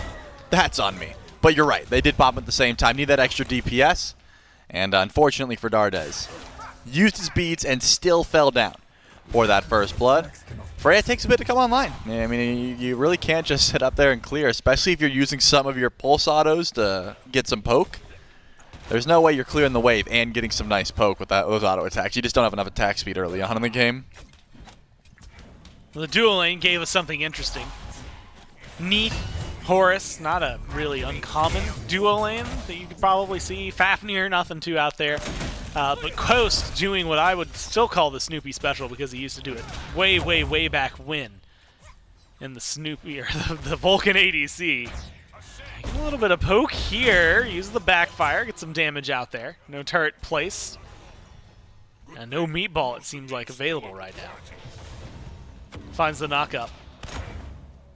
So a lot of this is just stay alive the game for the Minotaurs over in the left lane. All the junglers, or I guess the 2 assassins on the team, get things done, Trelly. They certainly do. Vulcan ADC miserable at level 2. Level 3, you get all your abilities, goes a little bit better. We'll have to see how the lane continues. But you only get 1 pair of beads on Vulcan. There's actually 0 relics available for the Minotaurs currently, whereas at the very least, Vote was able to hold on to those beads. So that's going to be a decent look. Does Oath have a pull back in though? No. Pop the shard. Really thinking that pull was going to connect. Did not find it. And you're going to see a lot of pressure over on this side of the map, likely because Final K did end up starting the teleport. So no sort of safety relic here. That Agni could be an easy time, especially if you're able to force the dash. If Baskin can just like blink in, get some damage off, Final K dashes away. You just follow him and ult, pretty easily solo kill there. That's probably why Oath is spending a lot of time over on the right side of the map. There's plenty of opportunities to get something done, if he's able to hit those pulls. But Trelly, again, you have to admire confidence, right? To pop the shard before you could even guarantee the hit. Because he knows he's going to hit it. Unfortunately, he didn't, but concept was there, right? Yeah. And so, have to give him at least some credit. Just like you have to give Hurry credit, playing hyper-aggressive. Now that Coast is 5, though, I imagine this lane stops being as big of a nuisance for the Vulcan. There's going to be the Joust Fields from Vin up on the horse. Misses the shot. Could have been another kill potentially there. Beads are up for Dardes, so is the ult. So maybe it wouldn't have been as easily done. But Vin could have forced the relic, forced an ultimate. Maybe opened up an opportunity for Oath to make some showcase in mid. Yeah, definitely wanted to force Valkyrie's discussion. Just could not find the opportunity for it. Panatom, though, rolls up. FinalK dashes, and that should be a telltale sign for Baskin. He's getting ganked. He's just going to clear the wave, though. There's no way he's making it out of this one. That ult comes all the way over from left lane. Then almost able to block it, but unfortunately not going to find it. Oath, though, does have the teleport, can teleport in. Who gets the kill, though? Beautiful pull. Oath actually confirms it. I thought Coast's ult was going to be the last hit.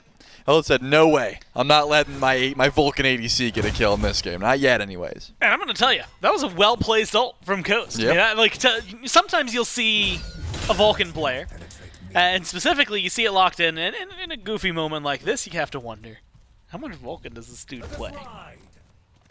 That ult, not just going full max range on it, Trelly, tells me he plays at least a little bit. We will have to keep monitoring the ults to really zone in on how much. We're gonna gauge how much Coast is playing. So far, at least a little bit. If his next ult's on point, maybe he's a Vulcan, a Vulcan player in his free time. And then if he gets them all, then he's just nuts. Why are you even playing ADC, man? Go to mid. You quit your role. Yeah, exactly. Literally play something else. We'll find out. Like you said, as time goes on. I'm also, now watching with a little more interest. It feels like they've slowed things down. Minotaurs. Blink is down for Oath. So if you're going to get aggression, you have to anticipate it either coming from Hurry jumping in or from Vin being the one to kind of lead the way. Oath, as you had mentioned, kind of hanging out over on right. I don't know that we're going to see a whole lot of Panatom period for a while, just because Sun Wukong in the jungle seems like he might take a little while to feel like he's as online as he could with damage. And so, Trelly, while we have time, my mind just goes to asking you where you think pressure's going to come from both of these squads. Yeah, looking at the solo lane, I still do think that FinalK is going to have a rough time trying to stay out of his tower line. He's been spending a lot of time underneath because he doesn't have beads, number one, and number two, Agni really does need some level, some points into that ultimate, because you're not walking up and flame waving. That is very difficult to do with the Hades nearby. But you can drop a few bombs on the wave. Panatom takes a lot of damage, forced into the Somersault Cloud, but does Hurrywind have to drag in defensively is the question. And Panatom answers it for us. He's not really interested in trying to kill Fafnir for now, so not too much. But I definitely think that Soul Lane is going to show us at least a little bit. FinalK, is your dash down? That's unlucky. Doesn't have the dash to confirm, but Baskin will be able to get the solo kill. I have to assume he caught his dash somehow, because in that lane, you should never be dashing unless the ult's gone. Yeah, and unfortunately for him, gets caught out. Vin foresees the Joust Fields to disengage the shield. Hopeful for a little bit, but he unfortunately unable to get the kills they want. Now Oath forced to disengage using his own little teleport. But Trelly, the important thing for me, both of those blinks are back up. So assuming that Venenu is able to line things up appropriately and well with Oath, I'm anticipating some aggression in mid. But 37 sacks on a Transcendence with, let's call it, what, a fourth of your health bar and maybe a third, now a fourth of your mana bar. I don't expect it to be happening anytime soon. What could happen? Here comes Jake. Coast has his ult.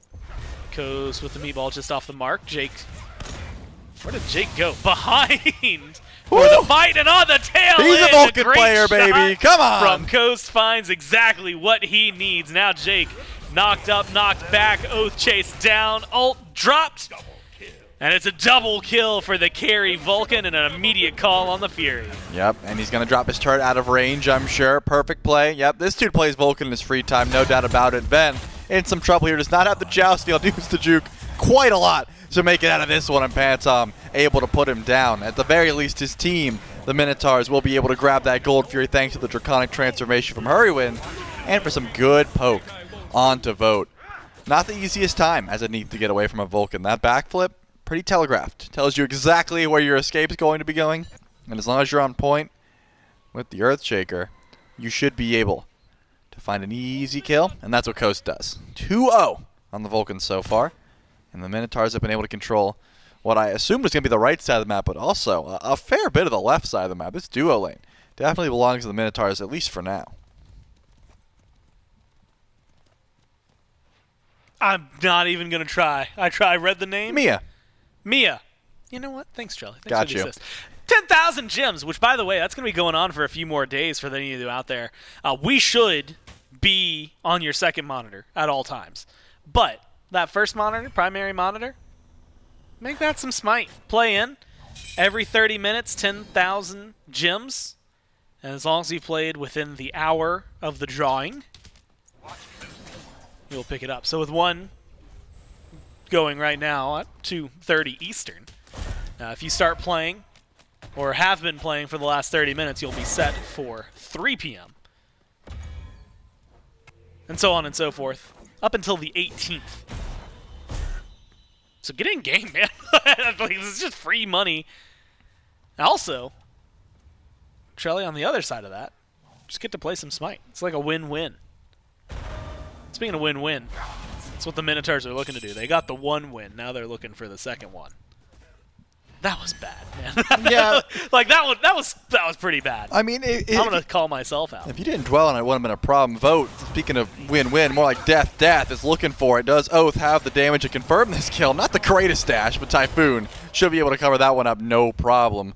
No second relic. No first relic. Actually, the beads were still down for another 18 seconds. And that means that the Aegis was not there yet. Still level 11. Another kill goes down. Good news for the Manticores. There's no Fury. It's already gone. You don't have to worry about trying to defend that one. But Beacon spawns here shortly in about minute 10 seconds rather. On the right side of the map is where the Manticores are chilling for now. I guess they were looking to try to kill Bastion, but easier said than done. Final K doesn't want to try and poke out. It's difficult to step up. Jake, showcasing that more than anything, steps up, takes a lot of damage. Hurry in a similar boat. There's an ult from Vote.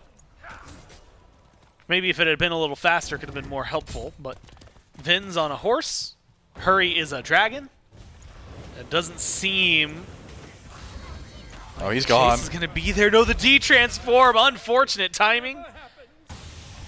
And then just off the mark is Coast with the ultimate. So Jake's going to be able to get out of there. Valkyrie's discretion, but killing spree for Oath. Looking to try and extend that a little further. Double kill as he sends the ult forward. Making sure to pay the Manticores in kind for killing off Hurry. But Vote didn't have to rotate. You know, he sent his ult. He said, hey, there's a Vulcan there. So I'm going to get some free farm. Has not hit the tier 1 tower, though, so it's not going to be able to confirm that one anytime soon. All the while, we did see Coast finally off point with one of those ults. Did not read the juke correctly and was not able to find the kill onto Awesome Jake. But so we know he's not a Vulcan main. Yeah, he's not a Vulcan main. So it's good that he's still playing ADC. But Vote, did you not learn your lesson? There's always someone behind you. And here comes Ghost. The ultimate's not quite available, but Ven doesn't have the jousting field that he wants to use underneath tower, that is. So Vote gets to live to see another day. And the shield buff goes the way of the Minotaurs. It's Oni Fury. He's about to spawn in, though. I was curious if we'd see sticking around to try and go for a Fury, but definitely the smart call.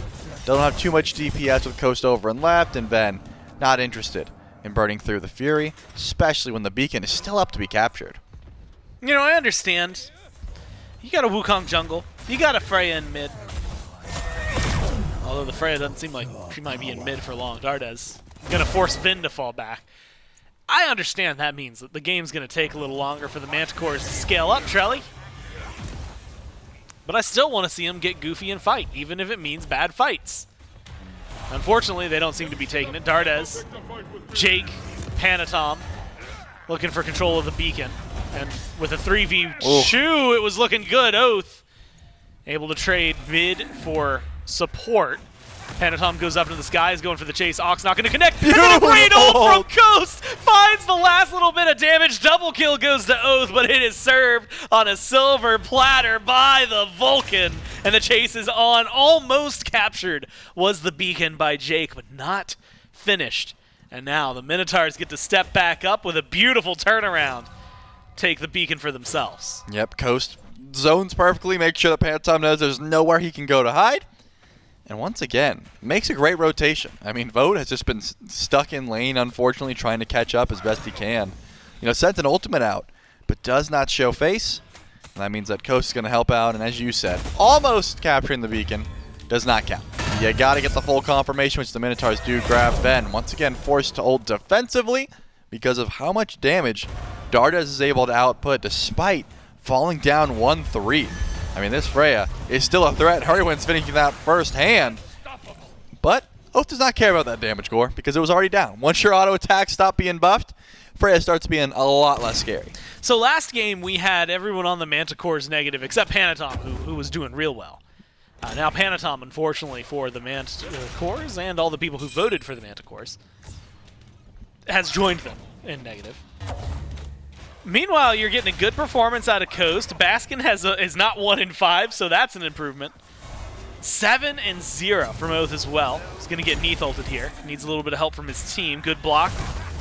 As Coast is trying to run away, Panatom's going to put a kill on the board. A little bit of danger. Slow from the Wukong. Chased down from Oath with the teleport. Beautiful autos. And they make sure they get that kill. Jake gets out of there.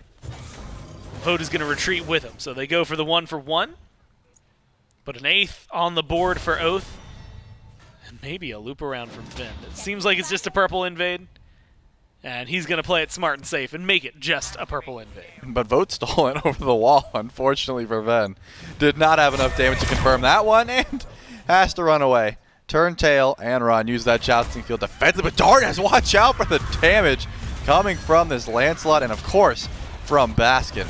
That's going to be some good enough burst. Fine, okay, though. His dash got stopped. He could be in some big trouble here. Yeah, a lot of danger. Bombs getting dropped into the back line. He has a lot of damage here. You need a little more. And there's the leap forward. Hurry is making sure he's not walking out of here. And then another beautiful ult. Not able to find the connection there from Coast. So it's going to need a dive deeper. Dardes still low. Baskin too far. But it's going to be at least 1 kill. Oath gets the job done in 1 spot.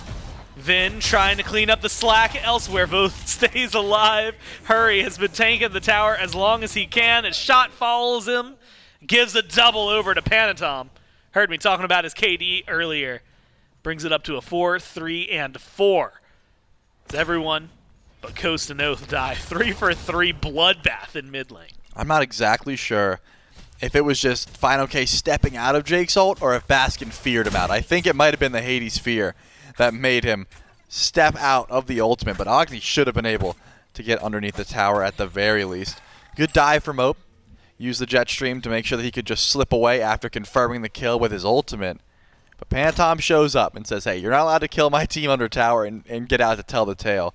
Was able to clean up a fair bit of kills, including when Hurrywin jumped over to green buff, thinking he was safe, but that tower shot was able to follow him. All the while, though, Gore, that Oni Fury, still not looked at. I think for a second, Vote and Panatom thought about pulling. They thought better of it. And that's going to be the end of the objective play for now. But look at the grouping here. The Minotaurs would love to go for this Pyromancer, but plenty of vision and all 5 Manticores present tells me that they're going to have to wait. Oh my god, Benenu deleted before there could be an answer. Jake's going up into the air with his team. Where are they trying to land? Looks like the chase is on to Coast. He's going to throw a nice meatball. 4-man knockup. Needs a little extra damage here. Knock up from Panatom from the Ox form. Gets some pressure on to Coast. He's going to look for some return. There's going to be the Somersault Cloud. A beautiful ultimate from Panatom. Trying to retreat, but Hurry's gone for the transformation. Is looking for the chase down. Not going to find it. Great shutdown from Dardes onto Oath. Much needed and necessary in terms of kill, but a beautiful ult from Coast. Lands on 3, gets damage and a kill. Now his team has to clean it up, but Trelly, he's going to be calling them useless after this. They all just die in the face of adversity. Vin steps up to the plate, helps clear off Panatom. And it's going to be 2 for 3 with some red health bars on the Manticores walking away. No, you can tell why Ven was dying laughing there. That's because Coast was furious. That was definitely Coast's kill to have. Panatom dove tower. You never die Vulcan in that situation because you can't hit your Ox ever, or the Tiger Stun, both of which are going to be just destroyed by the turret. That's exactly what happened. Try to go for a Canna Stun, Could not find it, and Pantom drops, but Ven shows up to get the last hit, just to help confirm the kill. That was a terrible fight, turned pretty decent because of a great Vulcan ult by Vapor's Coast, and the over-greediness, I'll call it, there from Pantom, trying to confirm that kill onto the Vulcan. But man, I'm amazed that the 9-0 Susano, Oath, was able to get killed in the backline so easily. I guess didn't have the beads, didn't have the level of safety he thought he did, and was able to just get deleted by the DPS from Freya. Now, Jake probably feeling some of that DPS himself. Speaking of Freya DPS, though, Dardes, Valkyrie's discretion comes landing down. Knock up from Oath, double kill for the jungler. Just off the mark there for Coast this time around. Beacon goes towards the Minotaurs again. That's 2 in a row that they've been able to control. Ult just came up for Baskin, but hiding onto the tier 2 in mid are the Manticores. Seems like it's going to be a little bit of a pause before they get back into the action. Instead, Trelly, you know what? I honestly forgot about it because nobody's looked at it as a point of interest. Finally, the Oni Fury started up. We'll see how long it's secured. Neath ult from Vote. Agni stuns and bombs onto Baskin, causing a lot of damage. Hurry's low. Vin can't tank it. And it seems like the Manticores have done enough to still this Fury and still this Knight. Keep things at 20 minutes, 19-12. Just shy of 5,000 gold in favor of the Minotaurs. FineOK really wanted to find that kill onto Baskin. Just chased him down as long as he could. But Baskin has some good healing, and that blue buff should get him back up to just about full HP. But the Pyromancer has been started up here by the Manticores, and it looks like, yeah, Ven was close by, did not step forward to try and go for the defense. It's just Dardes and FineOK, though, the two mages. I don't think the Minotaurs know exactly who was able to grab that Pyromancer, because if they did, they would have been walking up more aggressively. They wouldn't have been as scared as it seemed. With that pull off the mark, Oath will just retreat. No one picked up the runic bomb either. Pantom's going to get close. He's going to be able to bird form in. And he was able to grab it just before it disappeared. So now one runic bomb in play over towards the Wukong. Well, I'm seeing some pings towards Fire Giant. Are the Minotaurs looking to fight or pull the objective? Doesn't matter. Hurrywin already in some big trouble. Yeah, needs some help here. Doesn't have the ult. There's the leap to disengage. Low health for him. Baskin in a precarious position. Well, Trelly is going to be able to walk away without much issue. Coast as well. Definitely not a Vulcan main. I think we've determined that part. But he's been doing real well. The ults have been on point. I want to ask, as far as a Vulcan carry goes. Yep. His build is very just ability-based, which I guess we have ability-based hunters that typically take up the role as well. But are we vibing with the Doom Orb, Chronos Pendant, Charon's Coin, especially if it means they're leaning into a Fire Giant in the next few seconds? Or if Coast built attack speed, I'd be pretty upset. I don't think that's ever the call here on Vulcan, even if you're playing him over an ADC. You know, you got Polly on Bastion, so it's not the biggest deal. Oath once again steps way too far up. I mean, he even had beats there. I don't know why he held it for so long. Hurrywin is going to die for his jungler's sins as well. And the Minotaurs, unfortunate, do not get much done off of that play. Now the Manticores have all sorts of map control. Remember, best of 5. One up for the Minotaurs. While they have the kill lead, the gold lead right now, the fight's just not going in their favor. Dardes has 4 rings on his finger. And is able to get a great Valkyrie's discretion, 8-6-4 for his slash line. And Baskin doing the only thing you can do in this situation. Vin is going to join him. The Fire Giant is up. Started, no blink, just the dash, an ult, and some Hades damage. He's going to go in for it. He's looking for the fear. Comes in. Manticores secure the fire. But what can Baskin and Vin do after they find at least 2 of them and remove the FG? FineOK. Vote chasing down the Lancelot. Stun good from the Agni. Horse a little bit better and a great lead, but right into the waiting stun. The damage has to be there, but Vin almost turns it around onto Jake. Maybe setting up his teammates. Hurry. Going for the stalls. Going to stop the backs. Oath looping around the side, stunned off thanks to FineOK. And these mechanics might be just enough. Goes for the ult, knock up. Is good, but no follow-up.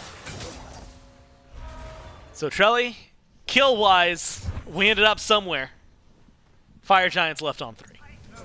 I mean, a decent play. I think that unfortunately Baskin wanted the steal. Did not have the burst damage to try and go for it. Now, the Minotaurs have a little bit of time where they can try and grab the Oni Fury before this beacon spawns in, before the Titans decide to make their march down lane.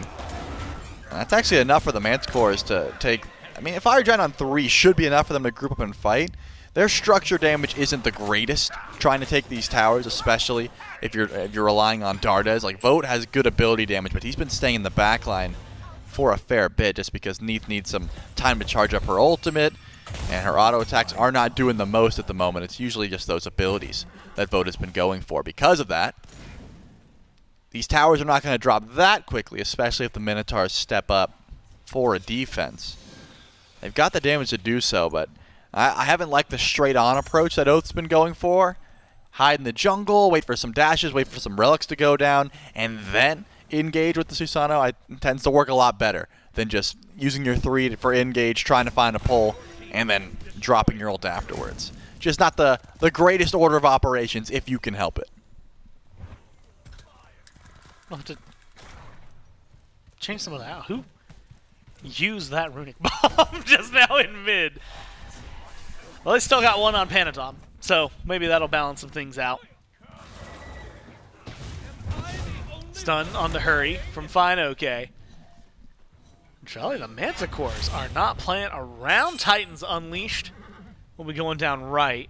Some pings onto the tier 2 and right, and it looks like that's what Vin's got in his mind as a target. The rest of the team putting some pressure around mid. Vote just now, split pushes, takes a tier 2. And so it's going to be a small clap back. Good knock up from Coast after an ult from Jake in mid. Brings a few over. It's going to be a 4v5 here. Well, Vin is split pushing. Baskin's already low. Needs some help from his team. Panatom onto the Somersault Cloud. Good blink from Baskin. Good turnaround to make sure the kill happens. Tier 2 in mid. Under pressure. Zoning ult. Destroy those clearing minions. ult from Coast. Brilliant to make sure that they have to fall back, Trelly. Yeah, look at the look, he was preserving the damage on his tier 2 tower. He wanted it as tanky as possible, and now Vote's got some problems getting run down with the jousting field. Both relics not gonna be enough. Who's gonna grab it? Oath gets the credit for that kill, and actually, because Ben went right and pushed the Titans, Final K had to go over and make sure the Titans are not pushing up. Herwin goes into the Draconic Transformation, tier 2, and possibly even a Phoenix. The Minotaurs have their eyes on. They're going to knock this one down pretty easily. And the Bracer buff as well. Although not immediately available right now. 40 seconds till that's there. It seems like just the tier 2 was the call. Titans aren't going to last too much longer. Honestly, might go down right around the same time. Order falls first. Next minion wave should be all it takes. Good ult just off the mark there from Coast. As far as finding what he needs. Deep dive from Panatom, kills off Oath. Bird form might get him out of there. That's the great thing about a Wukong. Unfortunately, there are a few who can chase him down nowadays, and it is going to be Lancelot riding in on his horse. Lance at the ready, looking for the damage. The jousting fields are there. Vote with a great, great stun. Stops Vin from being able to get aggressive now. Up onto the horse.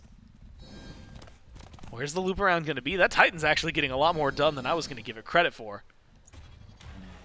And Trelly, what could have been a massive fight, turns into nothing but a tier 2 tower dying to a Titan. Yeah, beautiful ult from Vote. Really changed the dynamic there. You feel a lot tankier on a Lancelot than you usually would because of that extra shield, but the second you dismount from the horse, you lose that shield. And Ben's like, oh, this is a lot closer of a 1v1 than I might have thought, and Vote made sure that it wasn't even a 1v1. So probably smart just to give that one up. And now we take a look at the damage. Tier 2 in mid drops, yes, but because the Manticores let their Titan push and because Ven was able to clear some extra damage and force Final K back, it was actually the Manticores who let their Titan run down and grab a tier 2 tower over on right. As FG is still the topic of conversation. We're 28 minutes in. Coast is in some trouble here, but he bird forms. That's not the Tiger Stun. Panatom, what are you doing? Well, getting into the Somersault Cloud for now. Trying to fall back. Good teleport in from Oath immediately. Looks for some damage into the back and shot from Coast. Dodged out. by everyone on the Manticores. Not going to find the damage. Jake gets through the ultimate, and low health bars all around, but a successful retreat from Panatom. The rest of the team creates enough distance. The Manticores will lose no one in what felt like a great engagement for the Minotaurs. Instead, here we are, Charlie Fire Giant getting burned down, but it is not just one team. Minotaurs secure this one. Minute 5 before it becomes enhanced. Panatom on the side, looking for pressure onto Oath. Rest of the Minotaurs running down right lane. They're going to back, reset, and defend. They certainly will. Hurry wins. Got some more time as a dragon, though. Is it going to be the engage that they're after? Look at this, Ben. Almost dies, because once again, that shield, once it disappears, you're a lot less tanky than you expect. And Vaporish Coast steps up to eat some big damage from Dardes. Not the greatest auto attacks you want to trade.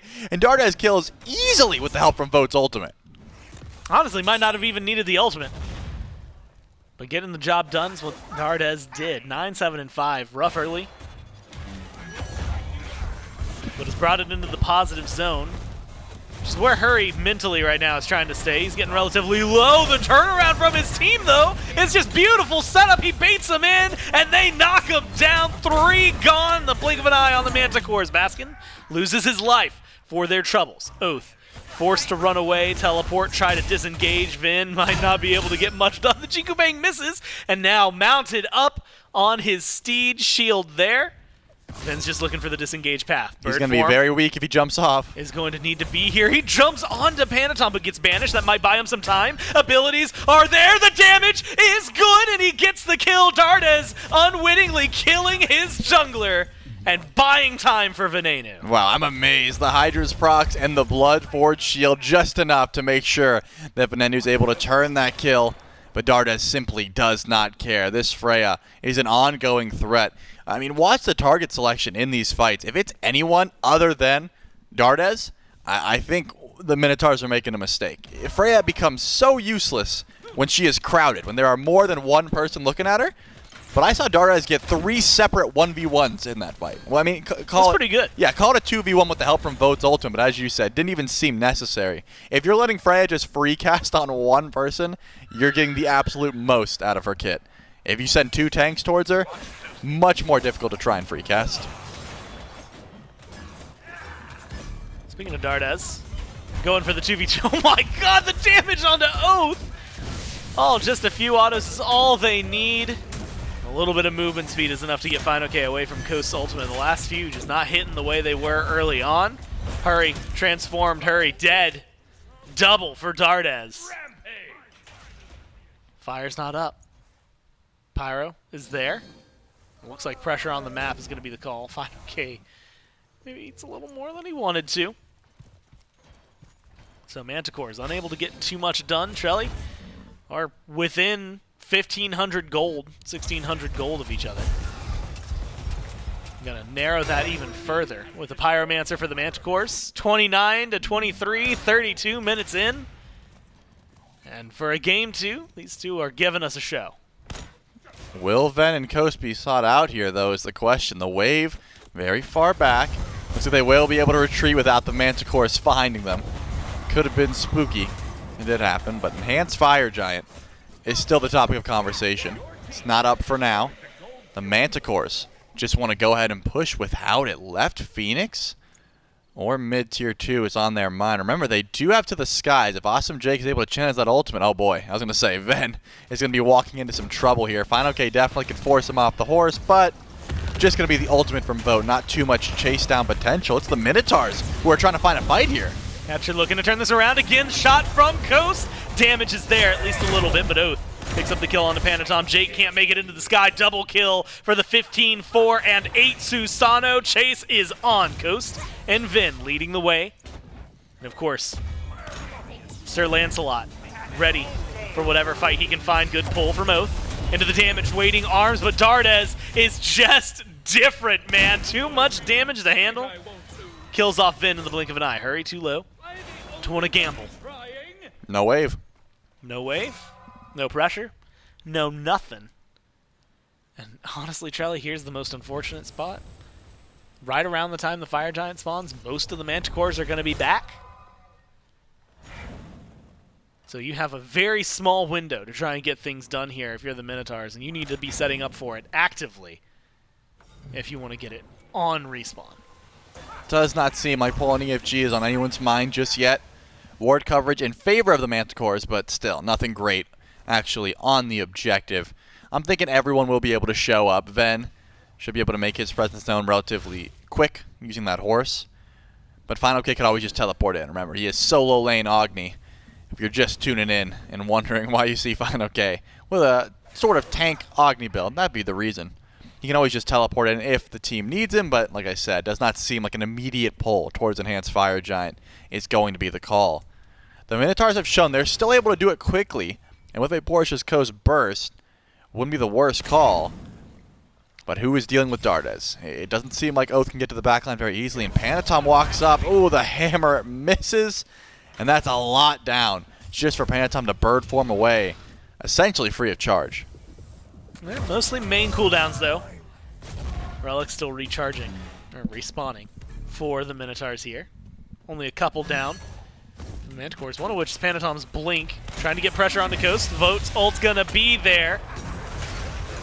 Doing his best to try and disengage. Cannot escape the Sun Wukong, but will help his team kill him off. Jake brings Fine OK deep. Stun, not quite good enough to lock down Vin, thanks to the Jousting Fields. You have to imagine damage thrown that way, not as much as you would expect. Baskin goes in for the burst. Baskin pulls in Vote and keeps him locked down, and the damage follow-up from his team is just where you need it. It's a bloodbath. 4 down on one side, 3 on the other. And Hurry trying to avoid the Dia side. Great stun, but it only buys so much. The Noxious Fumes kill double for Fino. And 8 on the board, spend time in the grayscale. Surely they're not actually going to pull this. I mean, they can. Like, it's not like it's impossible, but I imagine Coast gets here in time to try and defend. We'll see. I mean, we're going to be watching this for a while, Gore. Yeah. It was a Grab your beautiful popcorn, man. Yeah, it was a beautiful start to the fight. You're fine with trading Coast for Panatom in most cases. The issue, however, comes when Oath blinks in, and I saw him blink into like 3 Dardes autos, a knock-up from Jake, and instant death. If Oath gets more value in that team fight, maybe the Minotaurs are in a better spot. Vote, I mean, he at least got his ult off right at this point with the build he's went for. It seems like if you get Neath ult on a key target, you've done your job. I mean, 3 and 7 is a little difficult, but it's hard to try and stay alive. Panatom wants a 1v1. He's not going to find it, though. He bird forms into Coast, assuming that he was the only one there. Maybe with the help from Volt, there should be a kill here. No one took the ult for him? No one? If Panatom killed, I was going to say that is all because no one took that Neath ult. That's wild. But you know what?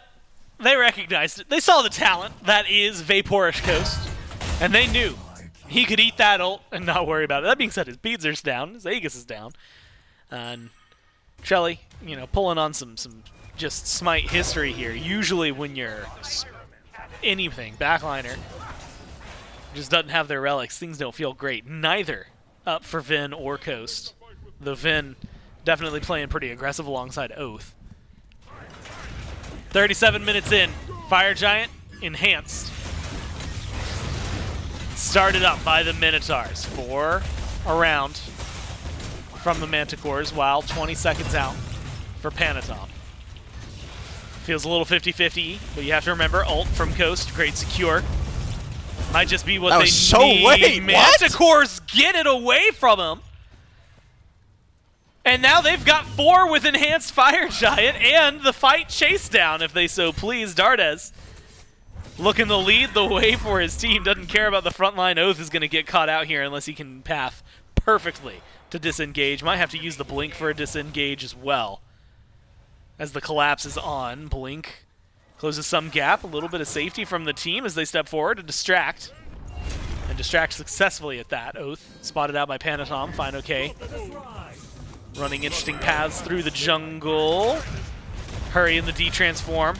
Saved by a knock-up from Coast. It is all about running away right now. But they're doing it in style on the Minotaurs. They get back to their Phoenix line. Oath opens the door, sees Panatom. And Trelly, all I can think about is how Coast might not be a regular Vulcan player, No. at least not around objectives after that one. Bro does not know how much that ult does. He ulted way too late. Baskin, however, knows how much he can do. Not enough to confirm the kill on the vote, but does good damage. The sustain, however, is going to be the main problem here for the Minotaurs. The Manticores, they can sit here all day. Vote's going to be able to heal off his weaves. He's got waves coming. Panatom, though, forced into the ultimate, and Hurrywind's not looking too good. Yeah, a little low already. Somersault Cloud slam down. There's another ult from Coast. Connects onto Jake. Gets some good damage out there. Oath able to do a little bit. Colin. We've had wins 2 gem 10,000. giveaways this game. We nailed it, man, in terms of timing. And so I can go back and say what I said earlier. If you're not playing Smite right now with us on the second monitor, which, by the way, is imperative. You have to have us on the second monitor. What are you doing, right? I mean, you could potentially have been Colin right there, getting the 10,000 gems. Or you could potentially be Oath. Oh, no, how devastating for the Minotaurs. 3 gone right now. Hurry. Potentially staggered out. Coast maybe after. And the poor Fafnir.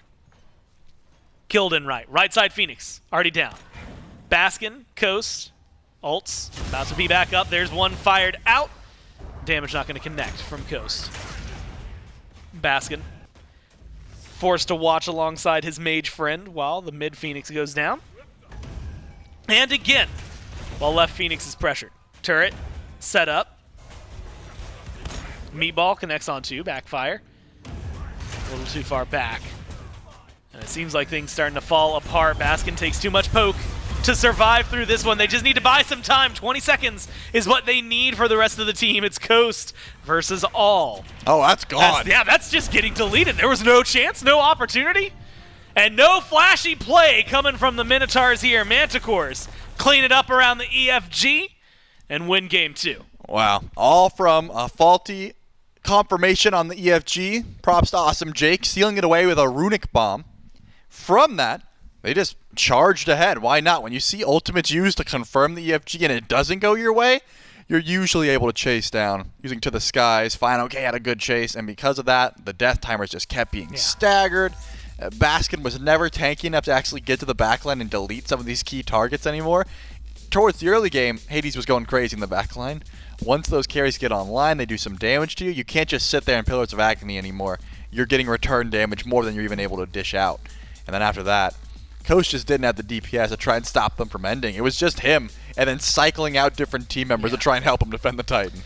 That's all. I mean, look, there's a lot of back and forth that game, right? It could go either way for a majority of it, but the minute that ult is too late, it was nothing but downhill from that point. It didn't feel like they were able to get the grip back on the game. And now we're tied 1-1, going at least 4 in the best of 5. We'll find out who can take the lead right after this.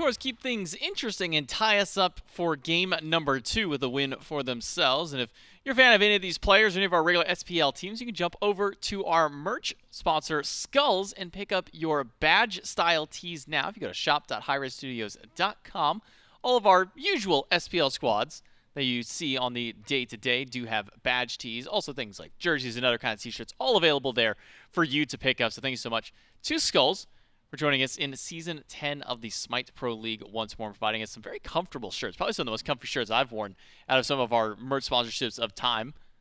So we'll go ahead and pick one of those ones up. And Mifflin, keep things interesting here. Game number 2, back and forth throughout all this game. Saw that Oath tried his best to carry. Vapor's Coast did his best on the Vulcan ADC. Sometimes it's just not enough when you get the late game ticking time bomb of a Freya just constantly running down the enemy team, though. Just wait it out. Look, if you guys at home, I see it so often in Twitch chat. I see you guys in Zapman streams and Incon streams and Weekend streams. Guys, streamer, how do I get my wins? What do I need to do? Lock Freya, wait 40 minutes, and use your gold. You'll get there eventually. And if you don't, you weren't deserving of the win regardless. So that's how you do it if you're deserving. There is an if statement in there. And this time around, the if statement rings true for Dardes, who has been actually vying for this Freya pick for an incredibly long time. I've been told multiple times, don't stand in the player booths, you're going to show favoritism, but I'm like an idiot, so I just keep doing it. I keep listening to him, and every single week it's Dardes like, guys, what if I play Freya? You know, like one time, like, what if I play Freya? I'm thinking maybe let Dardes play Freya. Seems to work out just fine. Yeah, I mean, if he's going to be putting up a game like this, yeah, just give him Freya again. Maybe if you're against him, don't give him Freya anymore. Maybe ban that one away from him. Great performance by Dardes and the rest of the Manticores sticking around through there. Able to weather the storm through the first kind of rougher 20-25 minutes of the game. Got those items online for everybody. Even Final K on the Agni solo. Tons of procs I can go through with things like Tablet of Destinies. Just makes it so much easier just to get all this extra free poke across the board and really be able to provide some extra ranged utility damage on that Agni, keeping his team alive there. So the Manticores come up with a win in game number 2. They tie up the set. 50,000 damage. I know Dardes did a lot. I didn't think he hit 50K on the Freya. A lot of auto attacks. A lot of attack speed. A lot of rings for Dardes there. So eventually things are just going to start to line up, and that's exactly what happens this time around. And even when Oath was able to get into that backline, or even when Baskin was connecting those spheres, Magi's was there. Beads was almost always available. Valkyrie's Discretion as a safety tool, because so often it wasn't really required to secure those kills. And Dardes absolutely decimates some of these late-game engagements. Jake, of course, deserves some credit as well. 23 assists on the Horus, getting active throughout the entirety of this game. 2 and 6 as well. You don't fall down 6 times without making something happen. Each one of the Manticores clearly trying their best here to push us to the absolute distance. Yeah, so while we have some kind of spice throughout the board for both these two teams, it's still going to continue forward, because at least a guaranteed game 4 with a win here by the Manticores. They tie up the sets, now have at least 2 more to play through. It's going 5. And then we're going to see another 5? It's going 5. Stick around. Guys, get snacks, get drinks, order it online, actually. Don't leave to cook. It's going 5. Or if you have the ingredients, maybe just cook it yourself, bring your phone with you to the kitchen, just kind of have it, you know, sitting right there ready to go. Or if you have a laptop, just have it ready. Prepare I know J-Mac's trying his best to undermine me right now. I said don't cook, but it is going 5. We'll see if it does go 5, but first, we got to get through 3 and 4. Before we can get even to 4, we still have to get through 3 and see what changes get made by the two teams. And I don't really even say, like, changes as far as, you know, what do you stop doing? It's just, what new stuff are we going to see? Because it feels like every game we see something a little bit new from every single squad. We see a lot of different picks from Final K in the solo lane. You know, a lot of Mage solos that we've been seeing from him. So I wonder what Mage now maybe ends up under his hands. What we see from Venenu in the mid lane, the Lancelot mid, kind of worked a little bit until he started having to box up against the Freya, and then that just didn't work as well. Like what we saw from Coast early game out of the Vulcan, he was letting some pretty big ultimates throughout that game. A couple to close out kills, one onto Vote, and I think one onto Panatom after he made a tier 1 tower dive in mid. So I like the Vulcan that's coming from the Minotaurs, but what's the new stuff that we're going to see? Ooh, no Freya. Unlucky. No Marty. No Ganesh, and no Nuwa or Jormungandr. All those banned away so far in the top 3. I was really hoping to see some Marty, you know? You were? I was. That's another god that, similar to Freya, get to 40 minutes, you're probably just going to win, right? Marty real strong, and I was ready to see it, okay? I'm sick of the fear that is so prevalent in the hearts of these pro, air quotes, pro players, and you're scared of one pick for an entire weekend? Let Marty through, cowards. Not an if, but when we hit Game 5, Miff. Because you said we're getting Yeah, Game we're going 5. to Game 5. Would you let the Marty through Game 5? Just let it happen. That's the only time I wouldn't let it through. No? If I'm being completely honest with you, games 3 and 4, we might be a little silly goofy. If it does go 5, I'd be surprised if they aren't sweating it up, right? You don't go the absolute distance in grand finals and then lose, right? That's not an option. So if we do see it, it can't be this game. Obviously, it's been banned. So next game, maybe see it. Hell, picked up by the Manticores. That's finally been left open for Jake to be able to play, and he's not going to pass up an opportunity like this to play one of his signature picks. On the opposite end, though, Minotaurs, they're going to grab Opwash and Atlas. So could be seeing Baskin make a return on the Opwash in the solo lane. Could, however, still see it flex to some of the other spots. We have seen one time this year Opwash support. It was a roar, right? That was a roar. And it That didn't go very well. That was an 0-9 game. No, yeah, he got Fenrir'd, if memory serves. Fenrir's just good into him, so maybe it's the counter matchup. Yeah, he made the correct counter play, but then he got counter played. Oh, man, and we get Marty Light here. AMC locked in. Has the damage. It's another ability hunter. Has the defense shred. Does not have the safety and does not have as much damage. What he does make up for in the interim, in lacking some of that ability damage, AMC that is additional attack speed. His auto attacks are just straight up better than Marty's. So come late game, as far as structures are concerned, AMC slightly better at dealing with towers and phoenixes, or even if you decide to go crit, and why would you? But if you did, maybe you can deal with those neutral objectives as well. Actually, really like this draft for the Manticores. You've got good peel from the Hell, space control from Gilgamesh, and AMC as just that long-range artillery damage. The Minotaurs going a little bit more silly goofy with their top 3. Atlas. I mean, defense shred plus empty the crypts, that's probably pretty good. Get an Anubis in there, defense shred plus any of Anubis' abilities, that's probably pretty good too. Minotaurs sticking with gods so far that only start with the letter A. Not on purpose. That's an accident. Do you think so? We'll find out I think soon. we need to see at least one more pick. If they stick with another god that starts with A. What would it be? On her, On Apollo, her, Artemis, Apollo, Athena. yeah. Okay, they got options. Achilles. A lot of A's out There's there. a ton of gods that start with A. A Wheelish. What's up with that? There's a Agni? Agni. There's so many gods that start with A. Manticores actually kind of get to use their third pick as a ban slightly on Muzenkob. Yeah, they did take one of them away. Any A gods get banned? Aphrodite, that one got taken out. Afro, yeah. So we see. Have we named them? We've surely named them all. I hope we have. Arachne. Arachne. Nobody's picking Arachne. We saw Artio. an Arachne hover. Artio. Yeah. Oh yeah, and she just did get buffed too. Shouts production. Wait, I think I've heard rumblings about Artio recently. Like, Yeah, she got a buff. yeah, they're talking about her. People are talking about Artio. That's Will we it, though. see her? That's all of them. Yeah, surely that's everything. I think between you, me, and production, and what's Yeah. been shown to us on screen, I think we've nailed down all of the gods that start the letter Alquang. Did we say that one? No, we didn't. Oh, there we No, go. There's that was another one. another Alquang. Okay. Now I that's think it. we got Yeah, it. we got it. We're good. Which one is it going to be? Minotaurs? You've got like 15 of them to pick from at this point. Amaterasu and Ares. Oh, man. Man, we're bad. So many We are gods poor. that start with A. Oh, we already said it. Achilles. I mentioned Achilles. Oh, thank God. J-Mac, Yeah, I mentioned Achilles. doing great. Good shout, though, for production for Yeah. double checking on it. That's it, though. Where do they go, though? Surely that's it. It's not going to be an A god. I think it's just a crazy coincidence. I think we've gone on this whole rant just for them to pick something like Zhang Kui to go complete opposite end of the No, alphabet. not Thor. No, I mean, that but doesn't Thor is start with- cool, but like not That Thor. doesn't start with A. He doesn't have an A in his name. He's from Asgard. You know what? I'll take Yeah, that connection. okay, I'll take that connection. It's on theme. Asgardian Thor. That'll be his official Also title. from Asgard. We're doing it. There we go. All right, that's But he fine. sends people to Niflheim. Well, None of those. Is he from Asgard? I don't know, actually. Where is he from? It's like a god of skiing. Is there skiing in Asgard? That's Colorado. the god of Colorado. Man, they got it made out there. Man, Colorado's so cool. They get What Uller. pantheon is that guy? That's Norse. That's Asgard. Uller is Norse. You know what? We'll make that connection. Yeah, sure. We'll make that connection. Question, though. is if the Opwash is going over to Baskin. Oh, it has to be. Look Do how we happy he is. Is this Anubis going jungle, or is this Anubis going mid?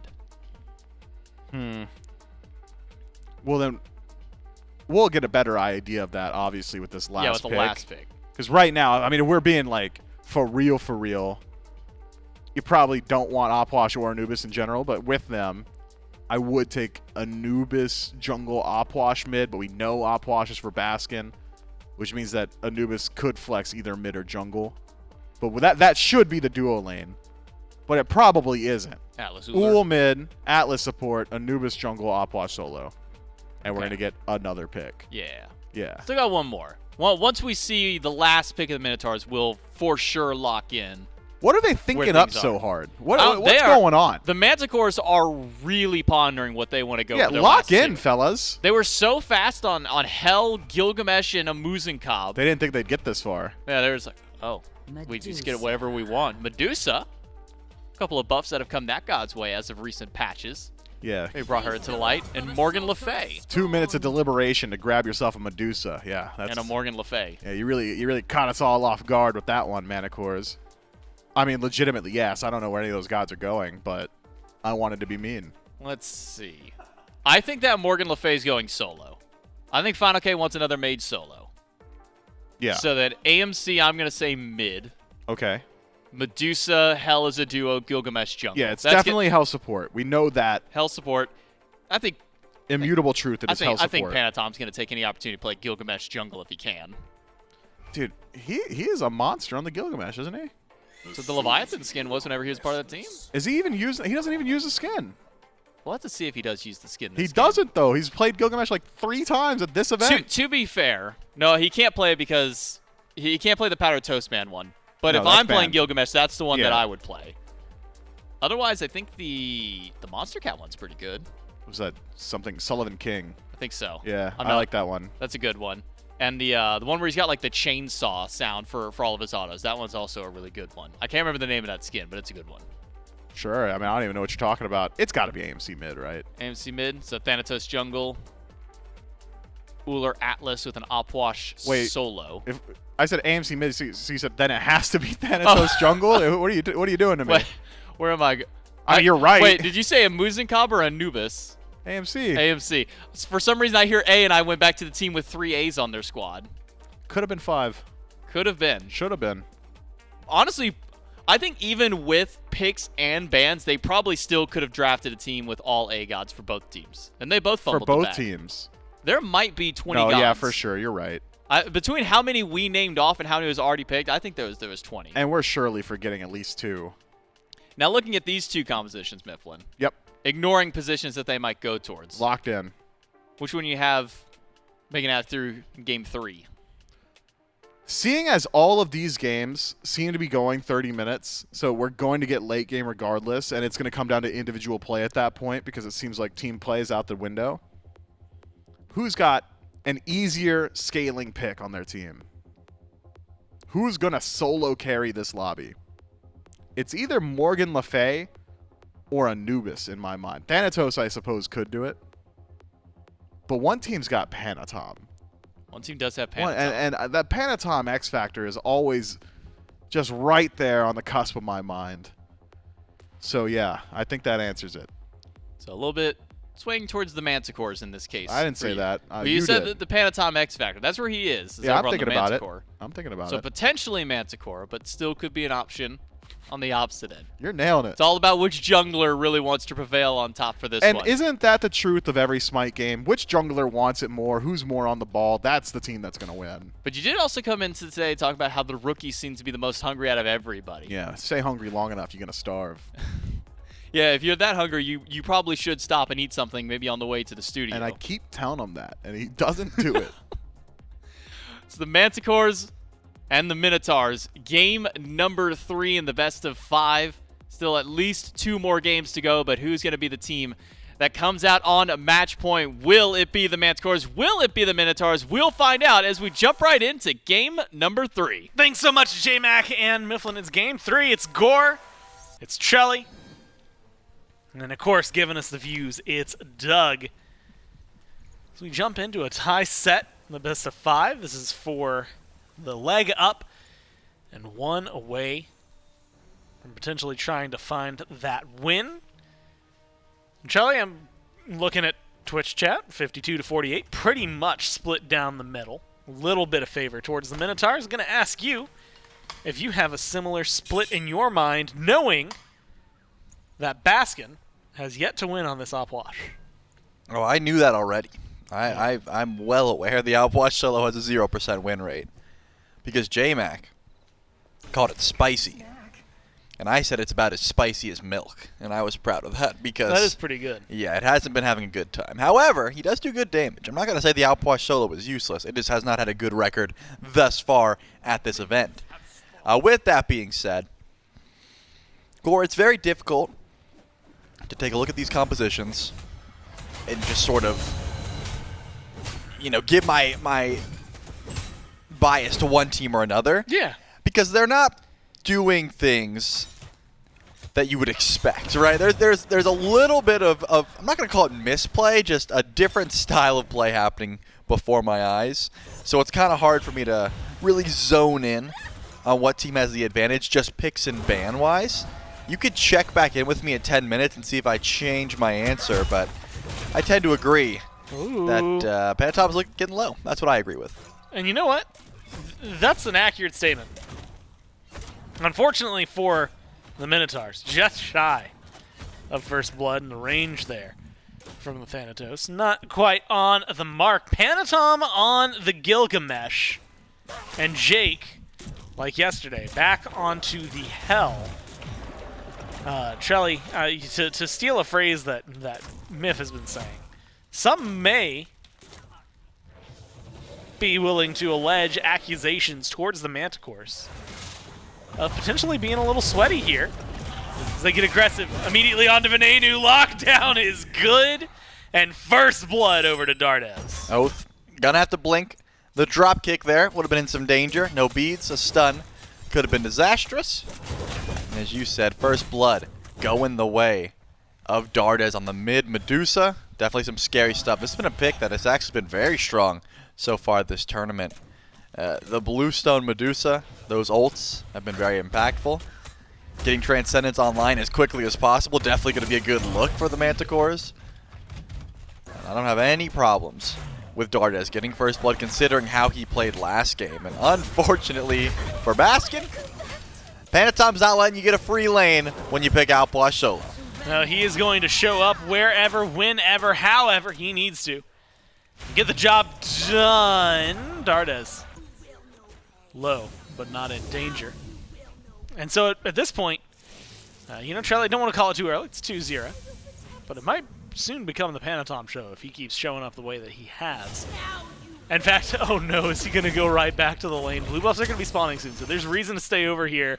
But Baskin, poor Baskin, the drop kick's going to miss though. And with no mana, appropriately taunted. Because you missed the one thing you needed to hit. And a kill slips through the fingers, I guess the toes, the feet, something, of the Manticores. And that's a little bit of back and forth pokesy doodles for both sides of the squads. You hit me with back and forth pokesy doodles? Yeah. See, a little bit of poke there, a little poke No, there. I get back and forth poke, but no one has ever said pokesy doodles. Well, not no one, surely. I mean, I can't think of anyone. You are the first to ever say it, which is why it threw me off. And I think that Baskin had no idea that He Panatom might doesn't know be what on the way. pokesy doodles are. He definitely doesn't. No one does. Just you. But now I am now initiated, and so is all of chat. So you have made us smarter. I appreciate it. Well, is it a good thing or a bad thing? Well, only time will tell. However, Baskin knows now that he's been ganked twice, that he has no beads, he has a full damage Outwash solo, and he has to be fearful of a Gilgamesh that is looking for kills. Wouldn't be surprised if we saw some ward vision come through eventually, but the teleport is down.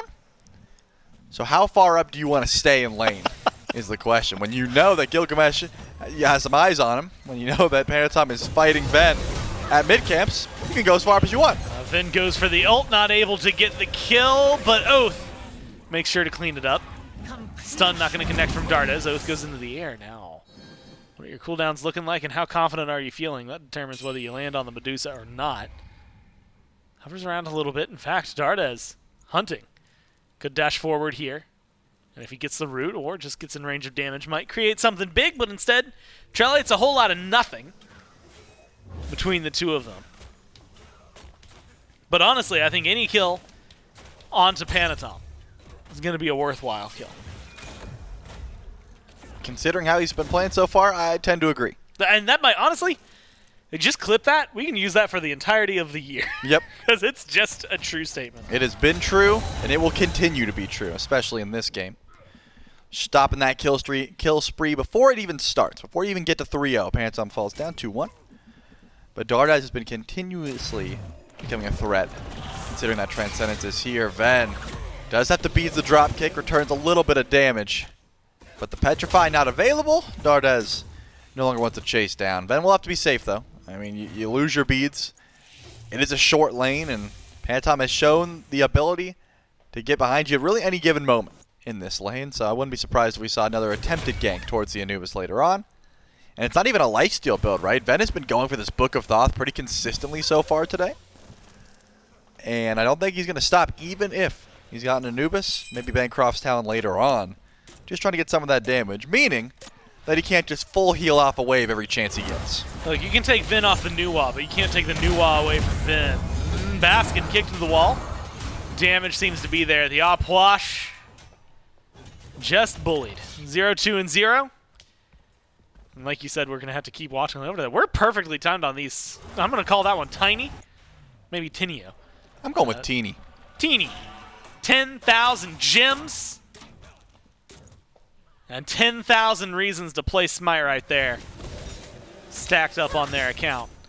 Keep it going. And chat, if you needed 10,000 reasons to play, so there's going to be another draw of those 10,000 gems in 30 minutes. That's right. Not an hour. Not 3 days. 30 minutes, Trelly. That's going on until the 18th. You're going to want to make sure you get in on that. Speaking of get in, you want to get out if your vote. Playing carefully. As of right now, all it takes is one stray auto, one stray hit, one stray something from the Minotaurs. And there's going to be the something. Coast, shot from the Ool, finds the kill, puts vote into the ground, and shows why AMC is a worse Marty. But Oath, at the very least, is able to match the kills of Panatom with the gang, and that's a big deal. Misses the execute, but is able to find a scythe. Panatom says he's not happy about that, shows up to left lane. It's not going to find any kills in the meantime, but this Thanatos, who has been having a great performance so far this entire tournament, getting off to a good start, can be key. So that's me good looks for Oath. My question is, when do we get to see the Anubis make some rotations? Ven has been playing about as passively as you can because he kind of has to. He doesn't have the lifesteal, doesn't have the damage to really get out of lane just yet. But at level 9, you get a second point into Death Gaze. Now you're 100 to 0ing pretty consistently if you hit that Mummify. I want to see this Anubis get active. Maybe not so much on a Dardes because he can just pre-beads and probably just out-damage you at this point. But someone like, Awesome Jake could die if he gets a good wrap. That could be an easy target if Ven's able to find the connection. How much lifesteal does Vin need for you to feel more confident in his ability to fight Dardes? You can think about it for a second. Dardes right now is getting aggressive. Spread some damage onto Baskin and Oath. Panatom and Final K are all over here. I thought they were going to go tower diving for a little bit there. Instead it's a leap. In fact, Panatom wants to stay here. He's going for Oath. Finds the kill under the tier 2. Baskin surely gets this kill. The damage is missing right now. You got to hit an auto. You got to hit something. There's and the no way. Great job from Panatom. Leap away. And I cannot believe my eyes. He walks out of there. I mean, Baskin's got to retire the Outwash, man, after that. First of all, Oath gets absolutely sauced up. That was ridiculous, the amount of damage and the combo that Panatom dropped. But then Baskin can't even do, 46 damage at that point? Because the pick just doesn't have enough cooldowns? That's unfortunate. Oath sighed an exhale of relief going, stinks that I die. But Baskin's got me. At least this guy's going to die. And Baskin said, I got nothing, bro. There's not an ability in this kit that is going to confirm that kill. Unfortunate, or very fortunate if you're a Panatom fan, because he's hitting 3-1 and has not stopped his aggression since he spawned in on this map. Can't stop, won't stop. Gilgamesh hit you with the drop. He will. Looking at what he's been able to do, 3-1, impressive. Who shuts him down? Whose job is it to take care of this and to slow this guy down? I mean, you got Anubis stun, you got silences and some control from Oath. I think we can safely say the answer's probably not Baskin. So who does this? Who shuts him up? Well, I'm going to have to lean towards 100% of the Minotaurs' kills and say it's got to be Oath. Not to say it's a 1v1 situation, because that's not going to go well. But, you know, you can let your team do some of the work. Ven does do enough damage to get Panatom into Threshold, that's for sure. Now the question is, will Oath be there to find the follow-up, or will Hurrywind be in some trouble? Already used the dash. Here comes Panatom. He's looking for kill number 4. Hurry drops the Oath, or the ult Oath, comes around the corner. 2 minutes till the beacon, so it's not a fight over that just yet. Mid-camps, however, are on the line, and Panatom will not lose any farm. Takes one of them. The other one goes towards Oath. Other two go towards Oath on that side of the camp. In fact, Panatom stays aggressive and is looking to do it again, just shy of getting the stun on the wall. The damage isn't going to be there. Jake is rotated over in case they need the heals or safety. Hurry, looking for a cutoff path, gets a pull onto Panatom. Up, down, dive for Oath, gets the kill. And Trelia called it into action. He needs to be the one who does it, finds something necessary for his team. Unfortunately, at the cost of Venenu. But they find 2, and it's 6-4, 11 minutes in. It's too much anti-heal, too much damage. Dardes is a physical Medusa. I mean, a physical Anubis at this point. Yeah, a physical Medusa. Yeah, he's always a physical Medusa, but in this case, if you see Ven ulting and you've got your beads available, you're just going to be able to out-damage him. That's just the beauty of the full burst. Ghost jumps in, though, once the 1v1. Vote is very fast. I'm surprised the pathing he just took, but I guess Vote was just confident he wasn't going to get hit by that axe. Yeah, and he working. did. Yeah, he was able to juke out just fine. Vote still has his beads, so no 1v1 today for Vaporous Coast. As we said, Oath was able to put a stop to the aggression that Panatom has found so far this game. And Panatom still hasn't went back to base and picked up that second relic, sitting at level 12. I expected a beads. Has not been able to pick it up yet, which means if Panatom wants to go crazy for another attempted kill, could get CC chained as he just did. Trelly, I'm going to ask you something that's been on my mind. But unfortunately, I don't know that the example is going to exist. Right there in the back. You see over in the dual lane, into that waterfall? The dude, yeah, with the coffins. Yeah, so like, what are those guys? I've been thinking about this. I want you to legitimately for months. I assume they are some sort of harbinger that is escorting, you know, dead gods. That's not just the dead. If minions are humans and you're in that that's coffin, a pretty big coffin, huh? Yeah, like, look at that dude. There's 2 of them. Yeah, there's multiple. If they are carrying coffins that big, it is not just some dude. Thanks, Coast. We appreciate the view so we can get a look. And so imagine, like, if this is a god. Honestly, even if that's a god, that's a massive coffin. That's like Yorm ulting. Yeah, that's like the fire giant. Maybe that's it. Maybe it's the old fire giant. Every time you kill one, these guys have to take him somewhere. You know what? I'm going to hold on to that as true. Panatom, fine, okay, in a 2v2 versus Hurry and Baskin. Watching for the Opwash to see what he has to offer us right now. It's just to empty the crypts and done. A little bit of zombie throwing just to try and keep some action going for him. I am also impressed, and you know, we saw it earlier. You had mentioned the movement speed of the AMC. What really it is and looking around, right now I think I only see the one hive. Maybe there's another behind the tower. But before, he had like 5 in that area. Like, there's none of them were gone. Just like none of the Manticores are gone. Vin, not enough to burn through. Awesome. Jake and Dardes unlooked at. With a little bit of healing, drop kick, stun, and the winds of Mosh. You chase him down. Can't get it. Panatom does get the kill, but it cost him his life in favor of Hurry now. In the air, hovering death stun, beads out by Dardes. That's going to stop Oath in his tracks. Jake, looping around, goes for a slow, is kind of alone and surrounded by 3. Should be a pretty easy kill for the Minotaurs, and it will be. But they lose the tier 1 tower in response. Baskin rotates in. Huge gank. Massive, massive impact. I'm being so overly critical, but it's like Baskin had all the facts. He's played this pick so many times and it hasn't worked yet. I want to see a massive rotation in. This hasn't shown up yet. I'll be watching closely, Baskin. I hope it goes a little bit better. Unfortunately for Vote, loses the ultimate and does not pick up the buff in the process. Porishko still been able to get very aggressive in this lane thus far. But the Gold Fury is up, the Pyromancer is up, plenty of room for a 5v5 to break through. This has not reared its ugly head just yet. Now, both of the mages in solo have gone Prophetic Cloak and Tablet. And I'm just kind of curious how you feel about that from your solo laners. They're both great items. If you're going to build a mage or a guardian in solo, I see no reason why you wouldn't put Tablet on your build at the very least.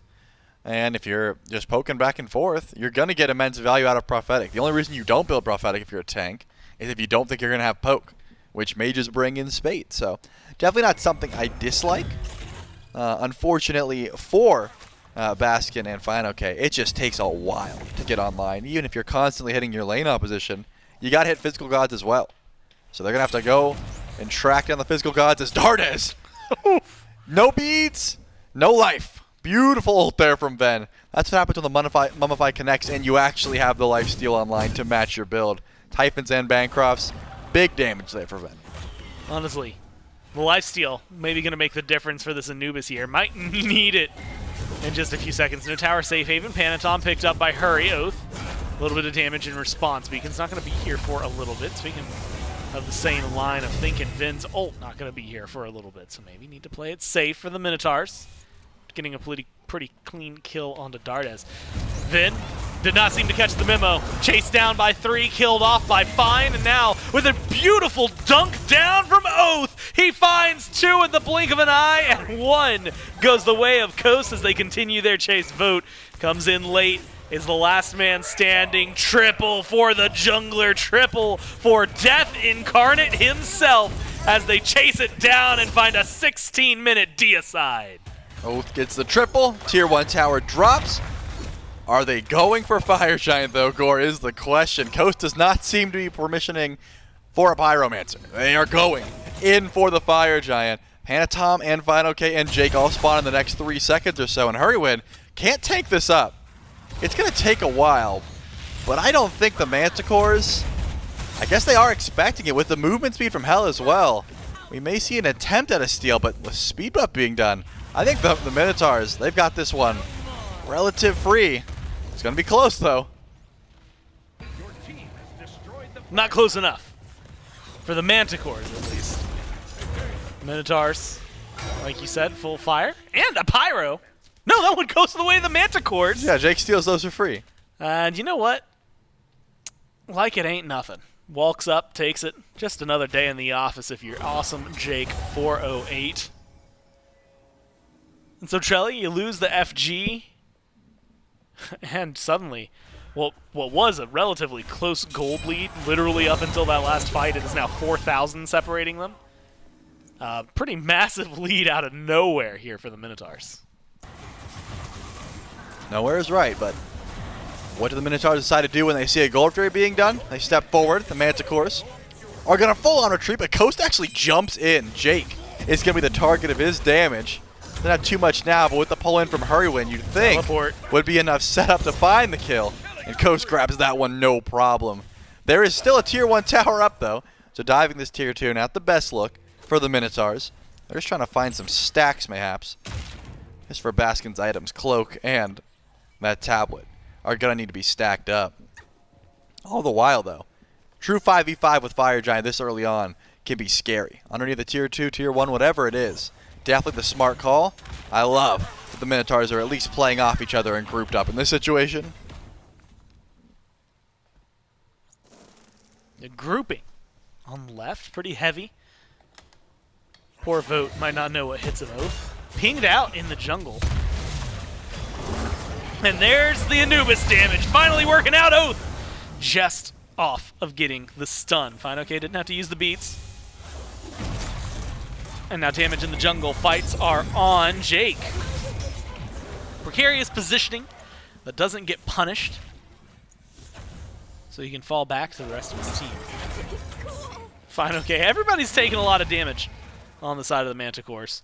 But Trelly, we're talking about a team that stole a Pyro, took the Fury, and despite having lost some of their towers, are really stalling out this Fire Giant. Quite a bit of time left for the Minotaurs to get something done. They're going to put that pressure in mid. Tier 2, easy knockdown, jungle. easy gold. Vin's going to see Jake, and it seems like Jake's going to be the easy target right here. Oath follows up. Vin gets the kill. 4, 5, and 6. Great at counting is Venenu. He keeps things going for his team. I can't believe that not only did Ven set up that play, but I'm pretty sure he was aiming for Vote, and Vote somehow juked it despite not knowing that Ven was there immediately. Unfortunately, Awesome Jake falls down. Did not have enough rugs to try and survive that one, and also just doesn't have the magical defense to try and survive. Trelly, Yes. I made the 4, 5, 6 joke, Yeah. but look at Baskin. He's 1, 2, 3. 1, 2, 3, 4, 5, 6. Man, we got to get one of these guys to 7, 8, 9. Who's closest? I guess Oath? Yeah, one more kill, 7 deaths. Well, if anything, Panatom's and 4 closer. assists. Panatom's closer then. We need to get him 3 more deaths before we consider that. Taking the 1v1 with Coast doesn't seem to be like he's going to find a kill here. If anything, might be in a terrible spot. Well, he jumps forward. Panatom's looking for a little more. He's going for Coast. What? And he gets the kill. Well, you can't 2v1 him. He's just going to kill you off. Finally, some body blocks. Somebody gets something done, and Baskin gets another kill on the board. He was playing for late game the whole time, Trelly. We critiqued the op wash. Nice 2, 2, and 3. Maybe can help out some. Then, hurry. Aggressive. On the right side of the map. Jake picked up, tossed back. Stun, good. Beats and Aegis used by Vin. Keep him alive long enough to get a turn kill. And 3 on the Manticores in the grave. Minotaurs in a position to push forward. Fire Giant going to be spawning relatively soon, so maybe a good position for them to be in if they can keep getting some of these kills and hurry is going to chase them down. Pull back on 2. Baskin follow up with the damage and the op wash. It took a little while, but finally getting some jobs done. Wow, beautiful pull in there from Hurrywind. And also, starting off that fight, the ult from Dardas to stun Ven. It was great peel. He knew for a fact that once the pull came in from Hurrywind, the second pull of that fight, Ven had to be looking. He had to try and go for the wrap, catches him. Unfortunately, does not have the damage to finish that kill because the Medusa sitting level 18, not quite full build. That ultimate does good damage, but not enough to find the kill. And because of that, the fight continues. Ven's got enough damage to burn through Awesome Jake. That's going to happen for quite some time until Jake actually buys magical defense. And then another beautiful pull from Hurrywind. This Atlas has been working overtime to try and set up for the squad. The Manticores will get the consolation prize in the Oni Fury, but I'm thinking Fire Giant is next up, considering every member of the Manticores, barring Fine OK, is on the left side of the map. Yeah, this seems pretty open, pretty free. And it took a lot longer, if I'm being honest with you, than I expected. That's 2 ults, We're too. 23 minutes in, 2 ults down. Fire Giant on all 5 of the Minotaurs. Trelly, as they start to push forward, immediately down right. Should be a tier 2, maybe a little bit of Phoenix pressure. They're going to have to deal with the Oni minion waves that are coming their way. Trying to find a defense. That's the call here for the Manticores. Can you bridge the gap to late game and get some of your carries online, being Vote and Dardas? Still need to find upgraded starter items, upgraded Bluestone. As Panatom blinks in, actually does get the beads off Oath, and Oath misses the sight. He's got to get out of here. Barely able to make it up into the sky. If Death Scythe connects, you're feeling a little bit better about those trades, maybe? Panatom's in Threshold, but definitely the smart call to get out of dodge and ult away. But still, you get the beads down. Panatom is not rolling over without a fight. He is continuously getting aggressive, despite his team being behind, despite fighting into 5 Fire Giants. Oath is going to have to be a little bit more careful about how he decides to engage now that his beads are down. But that was the last beacon. Titans are going to run it down left. So why not? If you're the Minotaurs, you've got Fire Giant on 5 for the next 2 minutes or so. You've got Titans that should be joining you shortly. Might as well look for the Phoenix once the Titans actually come through. 4 grouping from the Minotaurs on left. Oath. This Did 1v1 is spot not good for Oath. Panatom. Has to play carefully, hiding around the wall. Ward is there. Should catch the rotation. The rest of the team trying to figure out how to break the base. As Panatom steps forward, Oath is going for silence, Oath is going for damage. Oath might just have this one, a couple of autos, and he gets it. The Titans finally unleashed. The Minotaurs are going to have to deal with that Order Titan sooner rather than later, given their position. They want to push into the Phoenix Trelly.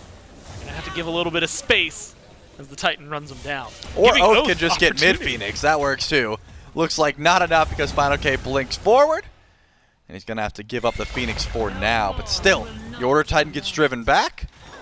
The Minotaurs are in a great position to try and get at least one Phoenix down while Panatom is still dead for another 24 seconds or so. Missing that drop kick on Oath in the 1v1 in the jungle was just disastrous. Because of that, don't have enough damage. Oof. And the Minotaurs are just spreading the resources of the Manticores thin. They aren't going to be able to go in, though. I mean, even with their Titan coming, look at the low health bars on the side of the Minotaurs. They've got Fire Giant regen, but Hurricane goes back to base. There's just not enough time to go in with their Titan. They're going to have to let it push by itself now. Which is not as fun, by the way. No. Your Titan just kind of dies when you do that. Yeah, especially when they can just, like, set up. I mean, like, Final K's over here, poking through the wall. Dardes. Panatom, maybe a lot more of the Manticores than I expected, leaving the Titan alone, and instead looking for fights. Going to be Vote alone on left with the Phoenix, but it should be enough to deal with that. Drop kick onto Baskin from Panatom is solid, but met with good force. Oath is in the air. Oath comes crashing down, looking for his enemy jungler. Unable to find the last hit, though. Panatom walks away from death today. To see another one, and now Vin is in a little bit of trouble. Coast is gone. Vote trades them out 2 for 2. Double kill for Fino. And finally, Oath shuts that one away. 3v2. Pressure on the left side, Phoenix. Manticores need a lot of defense. Panatom, rough couple of engagements. The second chance at life he's been given, or afforded himself. He's going to have to go big. Left side Phoenix gone. Mid Phoenix gone. Oh, and if who gets his way, it's going to be Panatom gone as well. The chase is good. The drop kick is just stronger. Creates the space necessary. The Manticores keep the Titan alive right now, Trelly. Or now. The Minotaurs will have to retreat. Good kick by Panatom. Hurricane maybe in some trouble here, but it is the tankier members of the Manticores that are getting run down. With some peel from Baskin, Hurricane may be able to just get out of here. No, Panatom's not going to let that one slide, but Oath goes through the hovering death just to make sure Panatom goes down, and he's divine. Getting a kill with Thanatos means your chase is so much better, and Baskin able to pick up that one. Easy stop to the tanks of the Manticores, but the Minotaurs, they weren't able to completely break the base squad. There is still one Phoenix to try and go through. Because of that, Pyromancer, the actual Primal Fury, Fire Giant, all still topics of conversation. And that enhanced Fire Giant won't touch down for a while. Do the Minotaurs have the patience? Do they wait for Hurricane to spawn in? Or do they just step up our Fire Giant well before it spawns in? Got to give those some credit right now. 11, 1, 6. Beautiful KDA. For some beautiful Thanatos play. And Trelly, I'm going to make you say something nice about Baskin. He's 4-2 and 8. Nope. So, nope, okay. Don't have to do that. It turns out, chat, you can't just tell Trelly he has to do something. It won't work. Oath dunks down on Dardes. Just, I mean, that's just murder in the streets, man. Drop down. Okay, you said I had to say something nice about Baskin. Baskin's a great solo laner. One of the best to ever do it. You know what? You found the loophole. I never had to say anything about Outwash. Yeah. Never, not once. And very specifically, you never had to say anything nice about Baskin's Opwash. Also true. Which is, you know what, Charlie, that's on me. That's how you know I didn't go to lawyer school. Because you call it 'Cause lawyer I school. can't- yeah, because I call it lawyer school. I can't lawyer the way other people do. They make like some tight contracts. And that's exactly what the Manticores would need to try and keep this right side tight Phoenix contract. up. A tight contract that says you're not allowed to touch this Phoenix would be nice, but Baskin does actually have a good area denial, make sure no one steps forward, and the Phoenix goes down. That's a two-parter. I also gave you good AoE for the outwash. As Phantom once again tries to take the 1v1. He hasn't learned his lesson. Execute, not even needed. Hurry gets the kill, and Oath actually gets traded out. Big shutdown goes the way of Jake, and they take care of Hurry as well. 3 Phoenixes gone, 2 Minotaurs dead. 4 surge forward for the Manticores. But you gotta be careful with Baskin. You had mentioned a good AoE, and Vin with some good damage. Able to spread a little bit of that out there, but Jake Dardes should make it to the fountain, no problem. With Fino and the other 2 still alive, not quite enough pressure to run into the Titan room. Apparently enough pressure to run down the Minotaurs, though. Fino K blinks forward, and with Dardes' help, kills off Venenu. Forces Coast and Baskin to run away. Tail tucked between their legs. With fire minions pouring into the base, though, causing Manticore trouble. Gore, I'm not 100% sure, Okay. but Yeah. it's impossible to say that it wouldn't have helped. If Hurrywind's ult didn't steal that kill, the Gamma Ray burst, finishing the kill on the Panatom, then Oath gets the execute, he gets the Bloodforge shield, he gets the Thanatos passive which resets his cooldowns, and maybe that fight goes a bit differently. I'm assuming he would have died regardless because there was a lot of follow-up waiting when he touched the ground, but getting the shield, the cooldown reset, all of that would have helped dramatically in being able to make it through. Unfortunately, Hurrywind finishes off the kill, Oath ults into nothing, and now the Minotaurs have 2 more Phoenixes that they're going to have to go through in the next minute or so if they want to break the base one more time. Awesome Jake is stepping forward, though, maybe because Panatom's here, and the Manticores want to siege forward. Well, they're going to see what they can do. Manticore's not just sieging forward, they're going to have pressure. Kill onto Hurry. Oath comes crashing down, though. Gets everything you just listed in terms of helping with a kill. And it is going to open up. Panatom, Jake, gone. Hurry, gone. Oath resets in the jungle. Manticores reset in mid lane. 2 Phoenixes back up. Fire minions coming in from right. Gonna give them a distraction to deal with. Great axe from Coast. Enunciation, real important on that one. Vote. Just nowhere. Is Dardes dead? Oh, he had the Aegis. I was going to say Oath had 1 shot to find the death site there. Did not, think but this is Ben game. has ult, and I'm telling you right now, that Titan should be dropping down thanks to the Anubis, thanks to Oath. Dardes. Fino. Yeah, damage is there. Titan's gone. Minotaurs lead the set 2-1. Wow. 14-2. Not bad. Our counting game completely and utterly ruined, but some great stat lines there for the Minotaurs. And again, this was, I'm not going to say back and forth entirely, because once the Thanatos really did start to get rolling, you could tell Oath had a lot of wind in his sails. But Panatom was putting a good stop of things. Baskin was having a rough time over in lane. This is still anyone's set, Gore. I think picks and bans are definitely telling. The junglers in particular seem to be wanting their power picks. They want guys that they can really swing together a bunch of kills. And I'd be looking to take away things like the Alquang, the Thanatos that Oath has been so solid on. Scary stuff. Scary stuff to deal with. Scary stuff to go up against, because you're going to have to be drafting against that now. Backs against the walls if you're the Manticores, right? You want to win this next one, try to push us to 5, see what you have to offer. And like you said, I mean, early on, like that Upwash was getting bullied. You know, the Thanatos was all right, actually, early on, but like nothing too crazy. And it felt like, at least to me, at the very beginning, okay, we're about to see the Panatom show. I even almost went out enough to say that. Yep. Unfortunately, I was wrong. For Panatom, he was wrong. And it was the Oath show, actually, on the other side. He just pops off, looks great. The rest of the team does too. And they close that game out, set themselves up for a 2-1. They have one more win necessary to close out the set. We'll find out if they can do it right after this.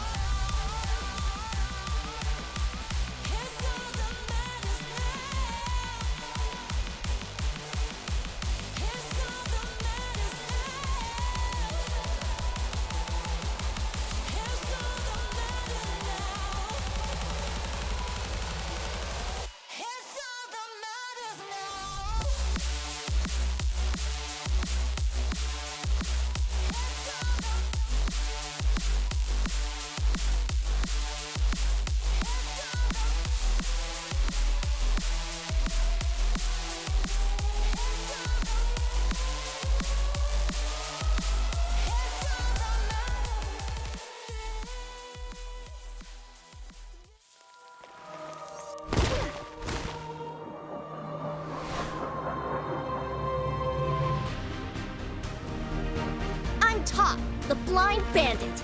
Don't underestimate me just because I can't see.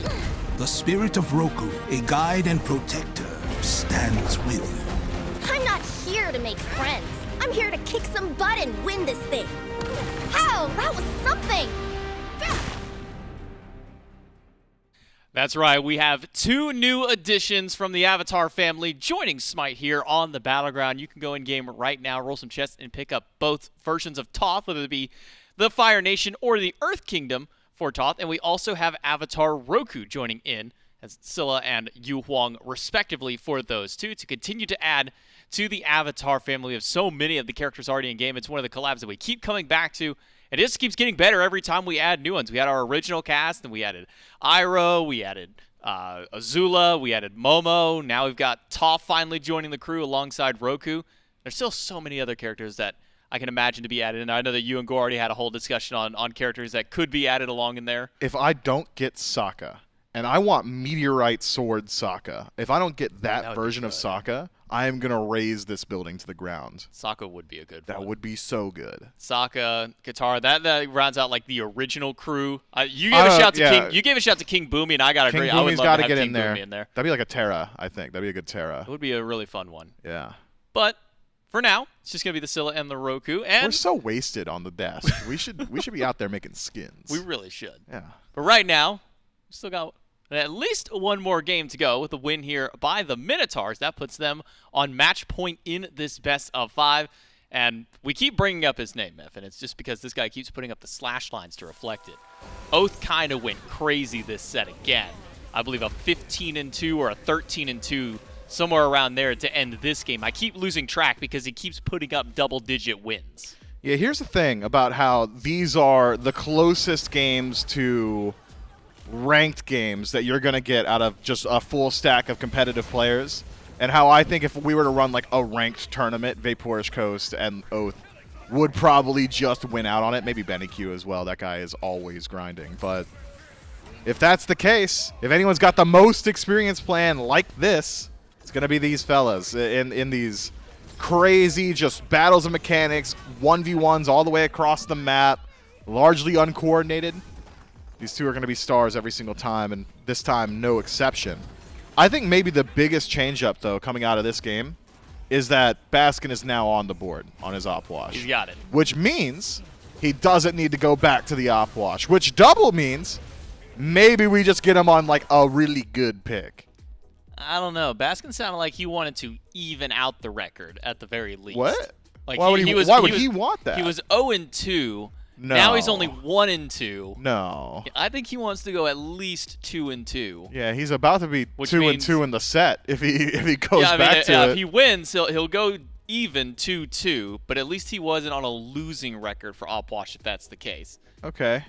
But what if he loses? But then, if he loses, then he can't get a winning record. Yeah, so even I think, if he goes two let's more in a row. mitigate risk and just get him on, like, tier. Yeah, he got his dub. He got his W. 4-2-12 on the op wash. Second highest damage on his team. Only beat out by Oath, who went 14-2. I hit both sides of the actual number he went. I said 15 or 13. Ended up being 14-2. Once you get above double-digit numbers like that, hard to keep track of sometime unless you see like a god. Yeah, I don't have that many fingers. So yeah, I can only go to 10, and then I have to start over, and so then you're back to 1. Exactly. Anything above 10, just 1 at that point. Anything above 10, get a friend. Yeah. Maybe the Manticores need to get some friends to help them be able to beat the Minotaurs. Maybe a good coach mindset would help them out. Who would be a good Manticores coach? Nothing? No idea?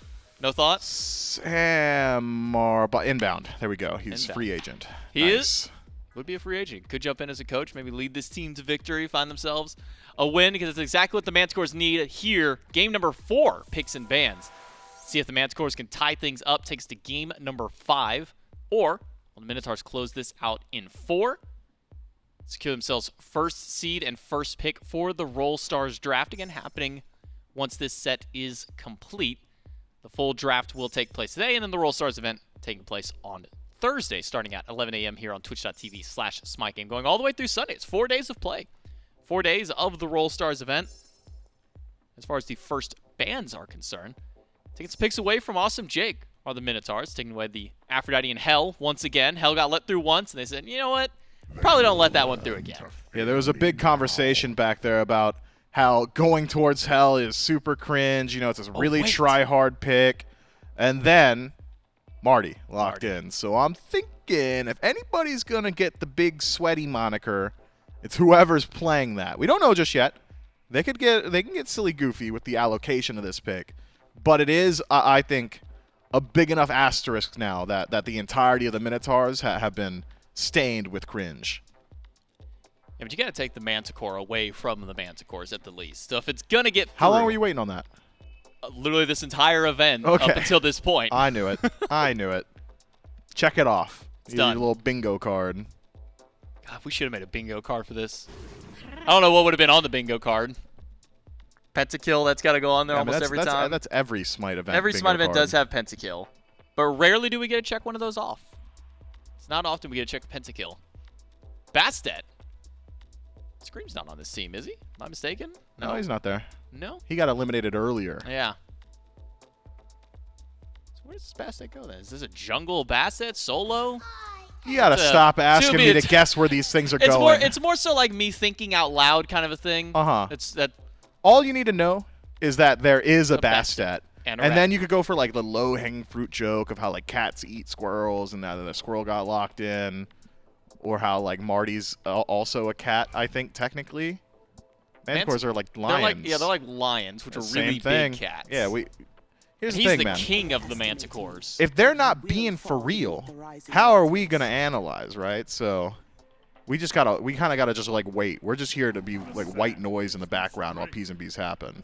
This is a really sweaty top two from the Minotaurs. Martin It T-Cross is. and Yamoja. I'm thinking they want to close it out. That on her pick, like almost cool, but like it's flanked by Marty Yamoja. That's like Coast wanting to really style with a pick, I feel.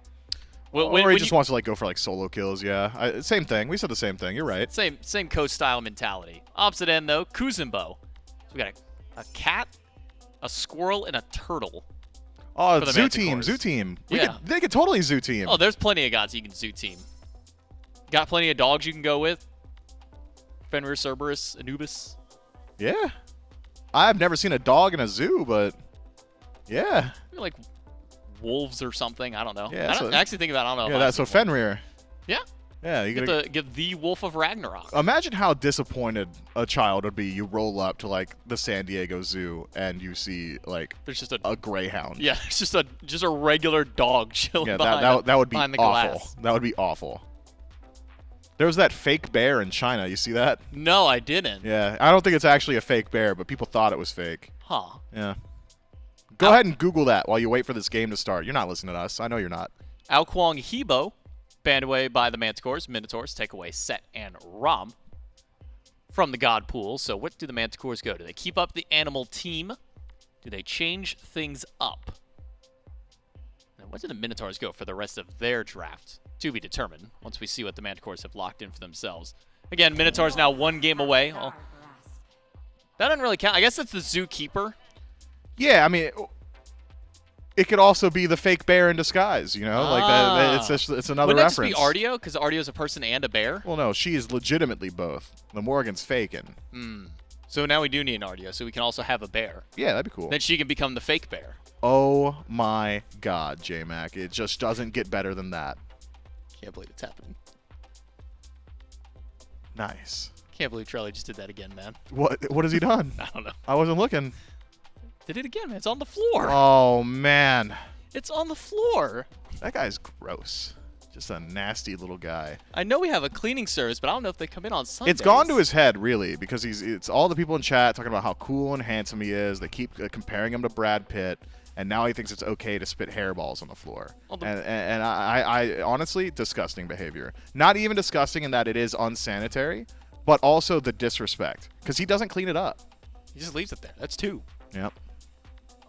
Minotaurs looking at Kleena and the bear. We were just talking about RDO. Now it might be drafted.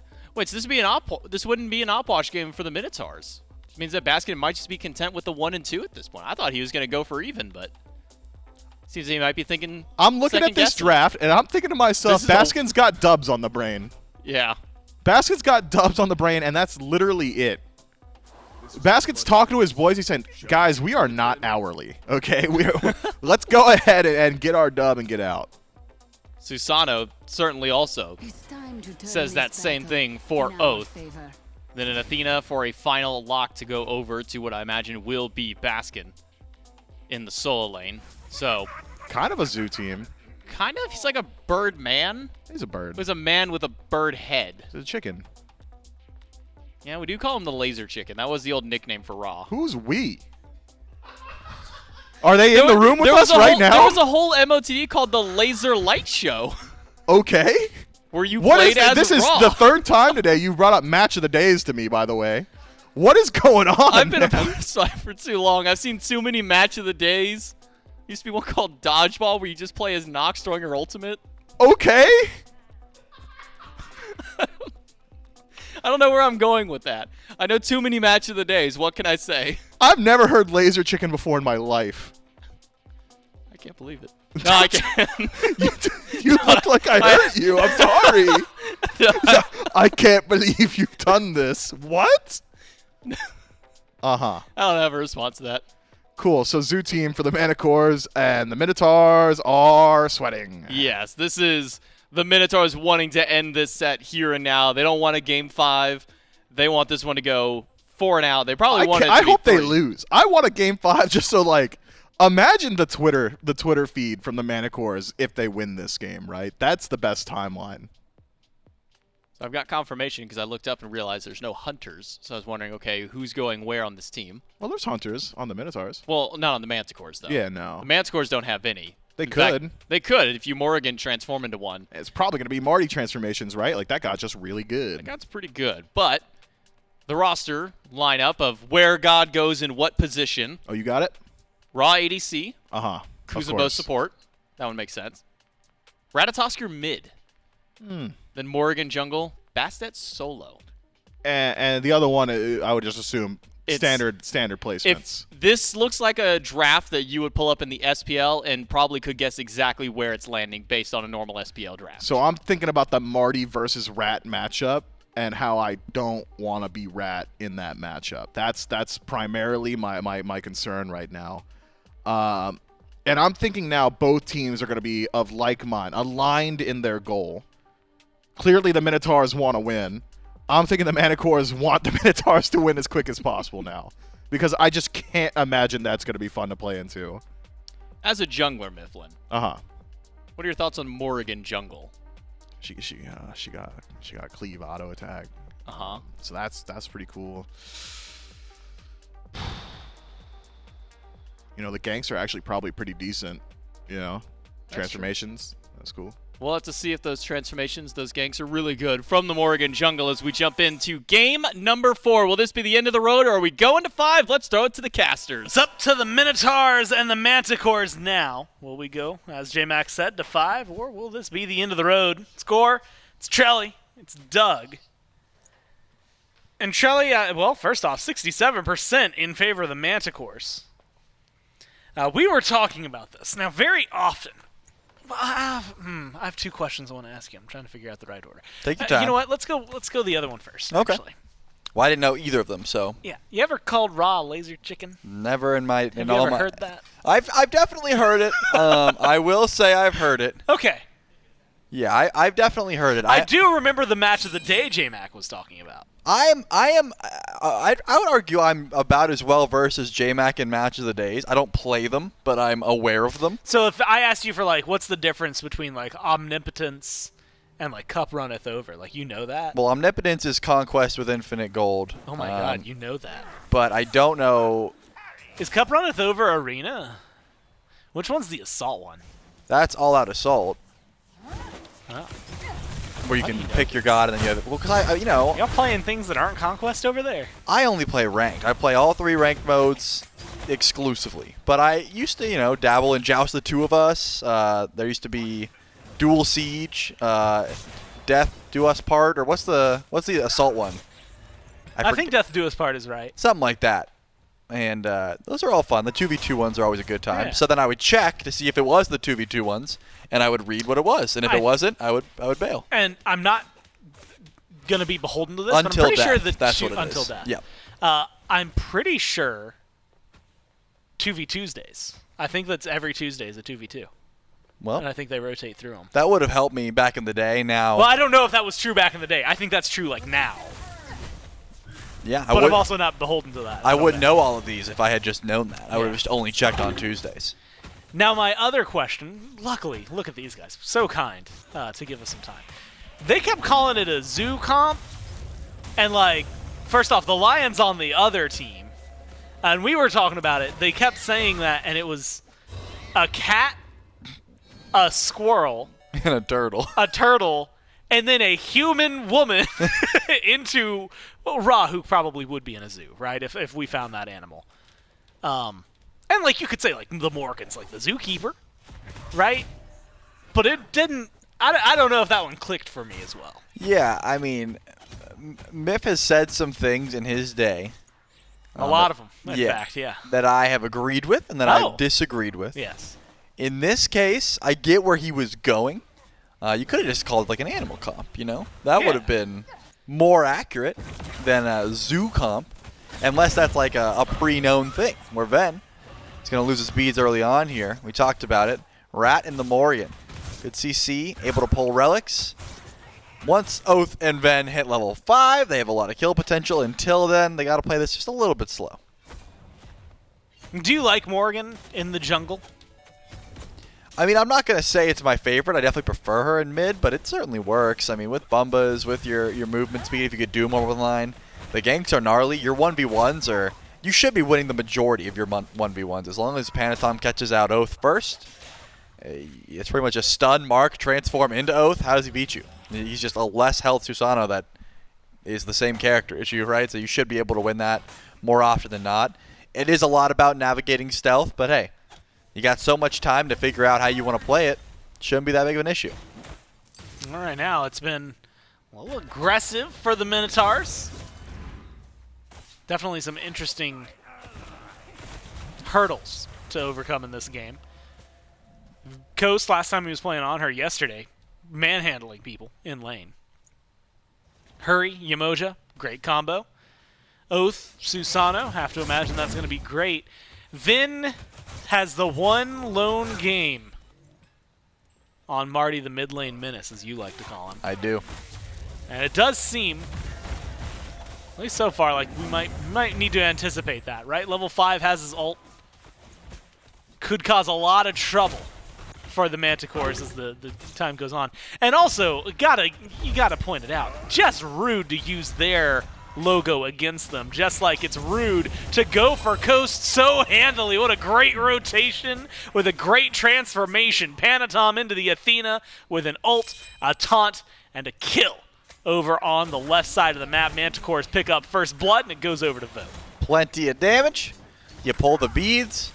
And of course, Panatom turning into the Athena means that Defender of Olympus got a lot of DPS down. Oath does not have much mana here. Hurryone, unfortunately, looks like he's dying for his sins as Fino-K gets a solo kill over in solo lane as well.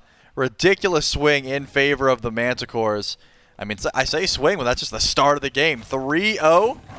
That's a bit unlucky. The Minotaurs are going to have some climbing back to do. And I don't know if Marty... I don't know if Ven is going to be enough. And it's so odd to me because if you remember, Gore, the last SPL tournament we had, Marty was going unchecked. Like, he was not picked or banned. He was like, it was just old news. Yeah. With this tournament coming back, everyone is like, Marty cannot be played. I mean, he's been nerfed since then. And he still is that much of a fear. I'm curious, as Oath picks up this easy kill on the Dardes, if Ven really is able to control the map as much as everyone says. Oh, watch. It's going to be a slow burn for him, right?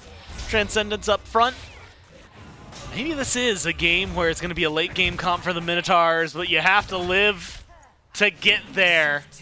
Panatom with a rotation and a second kill in the solo lane for the Manticores and a second death for Baskin. 2-0-1 for Panatom, 1-0-1 for Fino-K, teaching him a lesson on how it works in the right lane.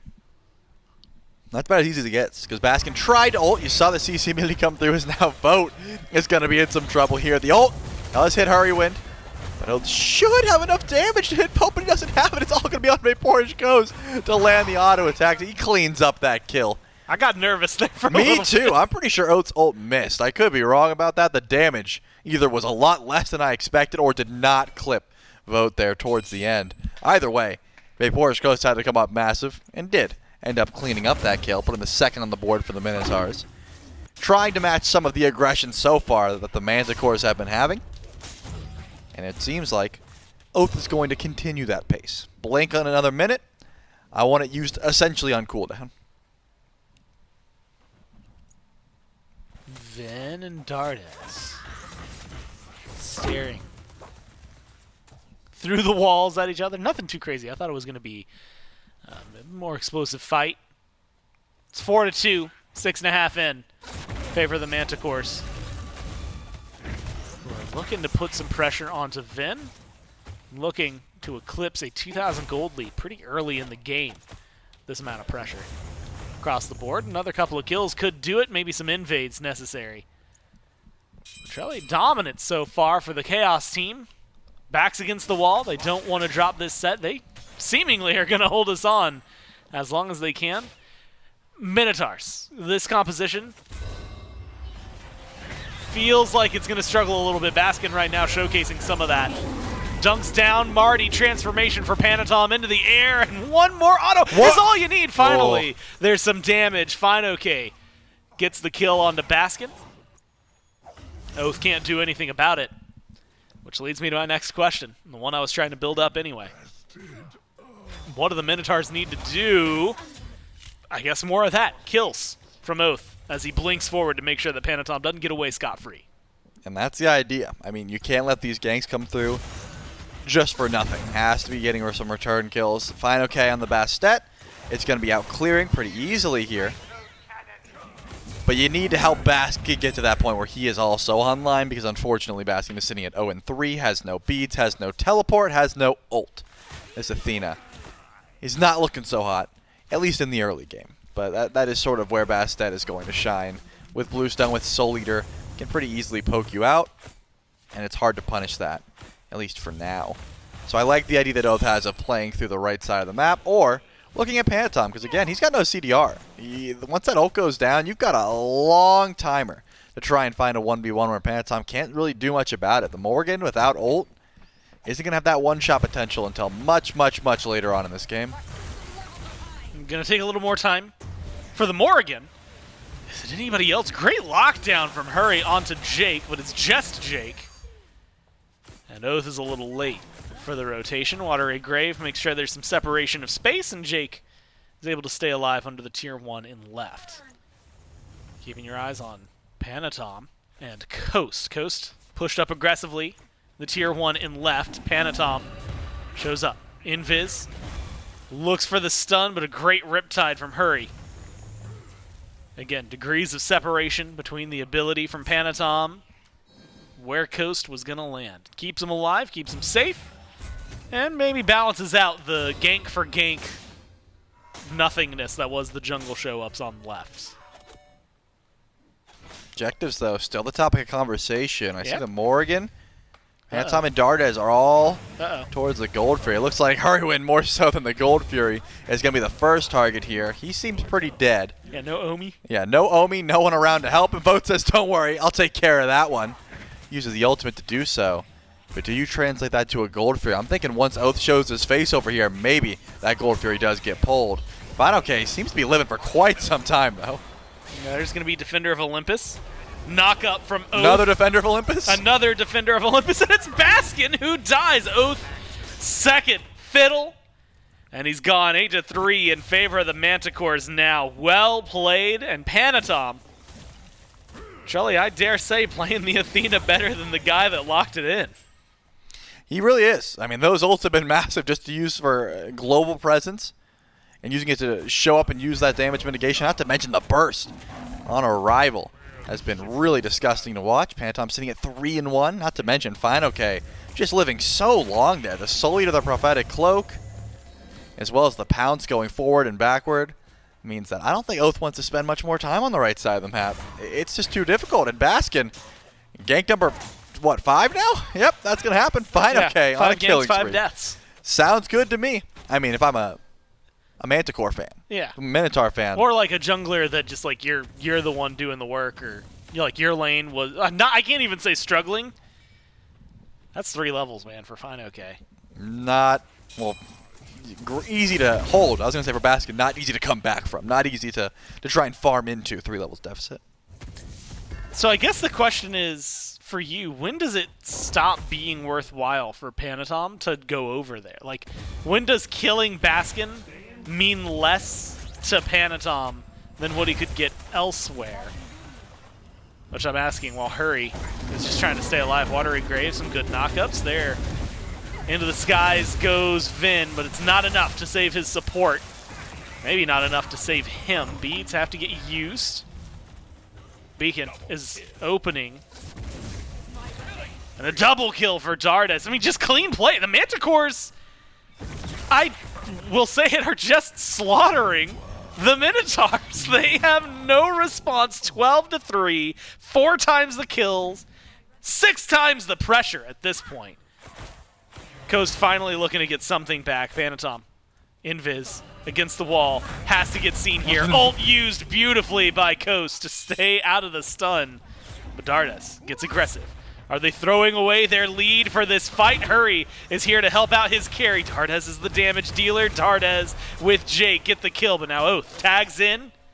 And from the top ropes is looking to pick up 2. Jake buying a lot of time, doing a lot of Kuzenbo style things. Oh, that's it. Watery Grave, the teleport wears off. Oath keeps moving forward, finds Vote. Might pick himself up a laser chicken instead. Finally, Baskin gets on the board and gets active. So Trelly, after the Manticores have had a very impeccable first 12, last 40 seconds or so, Minotaurs finally step up, show them what they have to offer. I stand corrected, Core. I said that was it right when Oath teleported a bit too early after the Watery Grave. But it turns out Baskin said, I don't care about being safe in lane.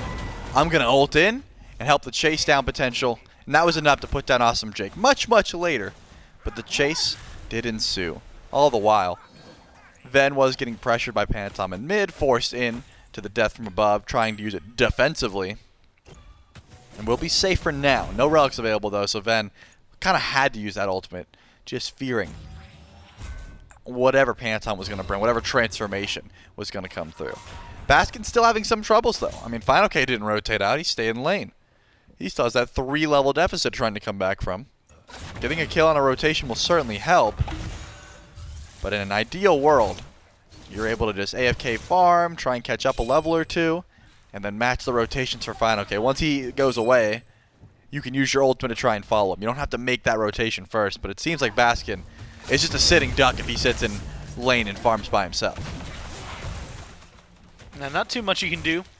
Now is 1-5-1. Get the Athena involved, get active, get rolling. Still 3 levels down, 2-level deficit in the jungle, 2-level deficit for the supports. Only 1 down here for Vin. Jelly, they're trying to hold on as long as they can. 4,000 gold separates the 2 teams. I wouldn't even say we find ourselves at a stalemate. What I find us at, in my eyes, is waiting to see what the Manticores have as an option here as they get aggressive. Jump onto Vin, force him into the air. A lot of damage turnaround. Dardes forced up into the sky, can't make it there. Baskin closes out the kill before he jumps onto the tree. Raw laser shot, good. Not enough to get a kill though. Vin does go down with the chase down from Panatom. Hurry. Takes a lot of damage from the tower. Good pull, good pickup, and a double kill for Panatom to keep the Manticores rolling. They're going to get aggressive. Oath in trouble, teleports away. The rest of the team leading as they just go to bully whoever stands in their line of sight. Coast is on a slow rotation. Might find something massive here. Oath in the jungle versus Panatom. Again, 2-level deficit. Has to play carefully. Defender of Olympus channeled. Baskin comes in to help out. Panatom taunted. There should be enough damage, but the Aegis buys a lot of time. Coast in the back line. He's going to be alone here. Needs some help. Hurry. Stepping forward. Good Riptide. Keeps a few locked in. It's not a fight that Coast is looking forward to. Vin rotates over as well. Ults are going to be coming back up here for the Minotaurs soon. Hurry takes a lot of damage. The ADCs just aren't doing enough yet. And here with the dunk down, you have to imagine knock up onto Coast. Stun is good. Oath might kill off Vote, but they are all in danger. Oath double kill, doing what he can to try and run through them. Finally shut down by Panatom and the trades. They just keep coming, Trelly. And unfortunately for the Minotaurs, they have not been favorable. Coast jukes out what he can. You got to teleport from Baskin to keep the carry alive. A taunt good on the Panatom. And in the ideal world for the Minotaurs, a kill that is necessary, that is needed, wanted, but it's going to slip away. 5,000 gold now. Manticores 19 to 10, 16.5 in.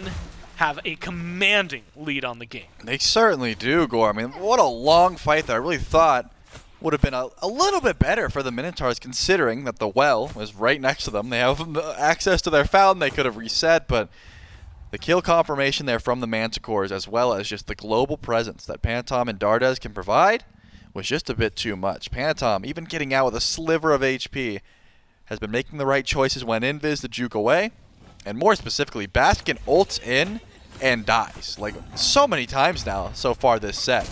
It's been Defender of Olympus into, oh, here's a free kill, I'm dishing it up for you.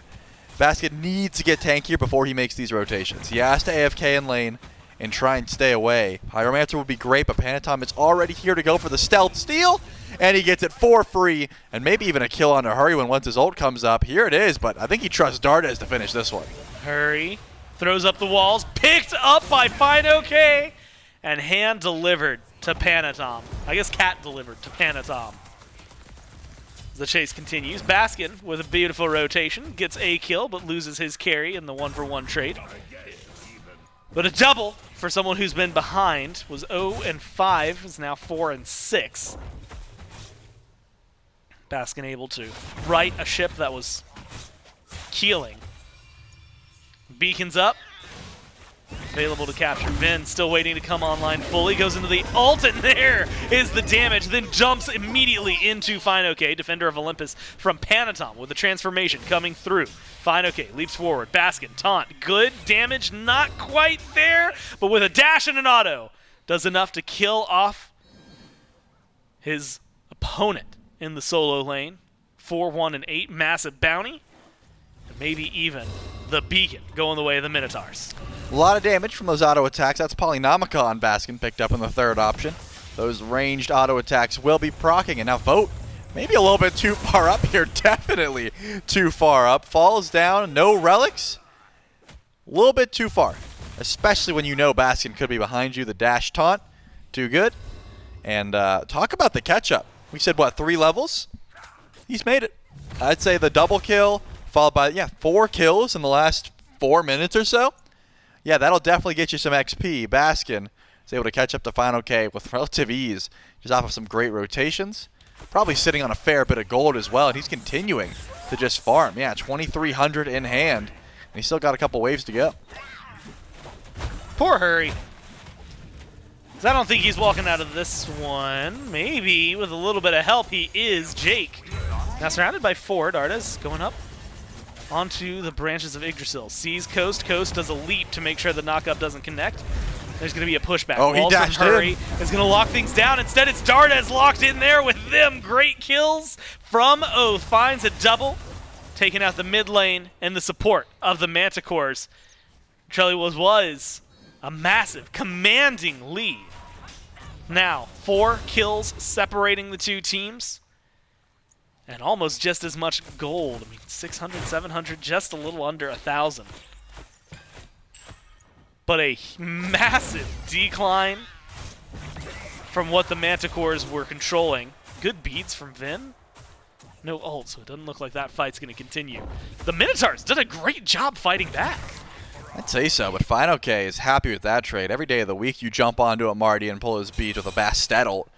With the build that FineOK's went for, that ult's going to be back up relatively soon. He doesn't even need it at this point to do damage. He's just going to keep throwing the cat, going for Razor Whips and backing up.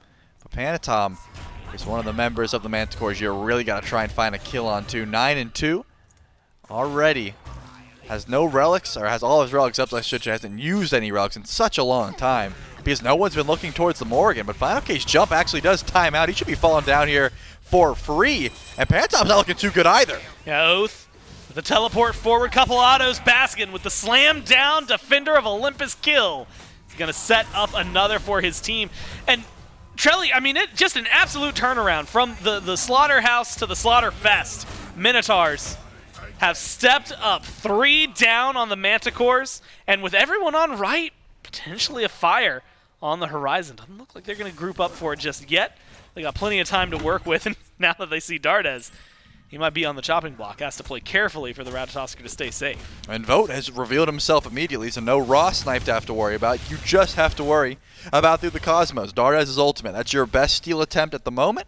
He's sitting by. He's already too late. He's just going to go for the acorns. He'll blink in, does not get the steal, and uses the ultimate to escape. Definitely the smarter call. Your life a little bit more valuable as Vote does grab the tier 2 tower as well.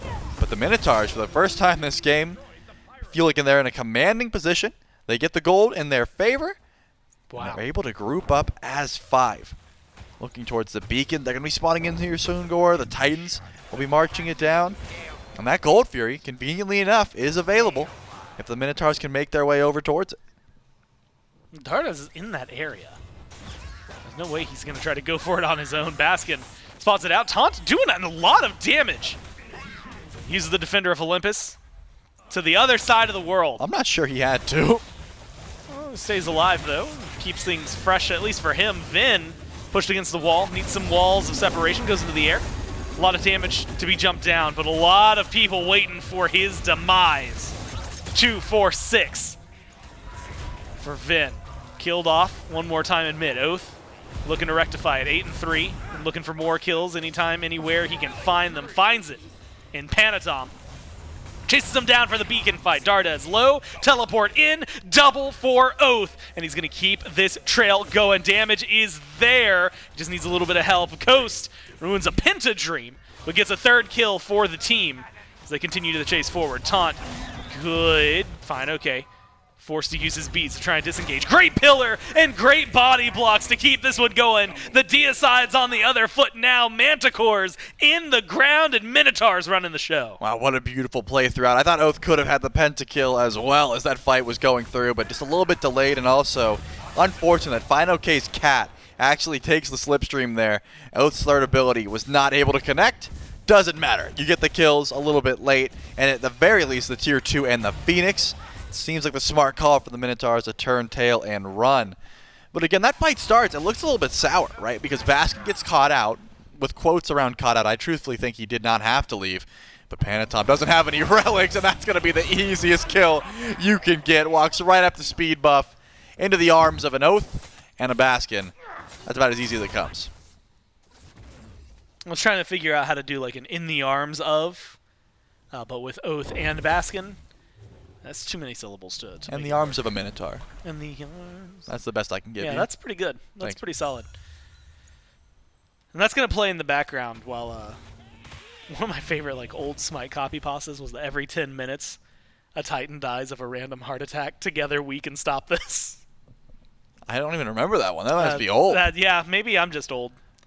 Which we've established pretty well. Also needs to be established. Titans. Not just dying from random heart attacks every 10 minutes. Those are the F6s. Also, going to be running down left. Oh my god, Vote. Deleted. 2, 7, 10. Not the best slash line for the Raw. Over in the left lane.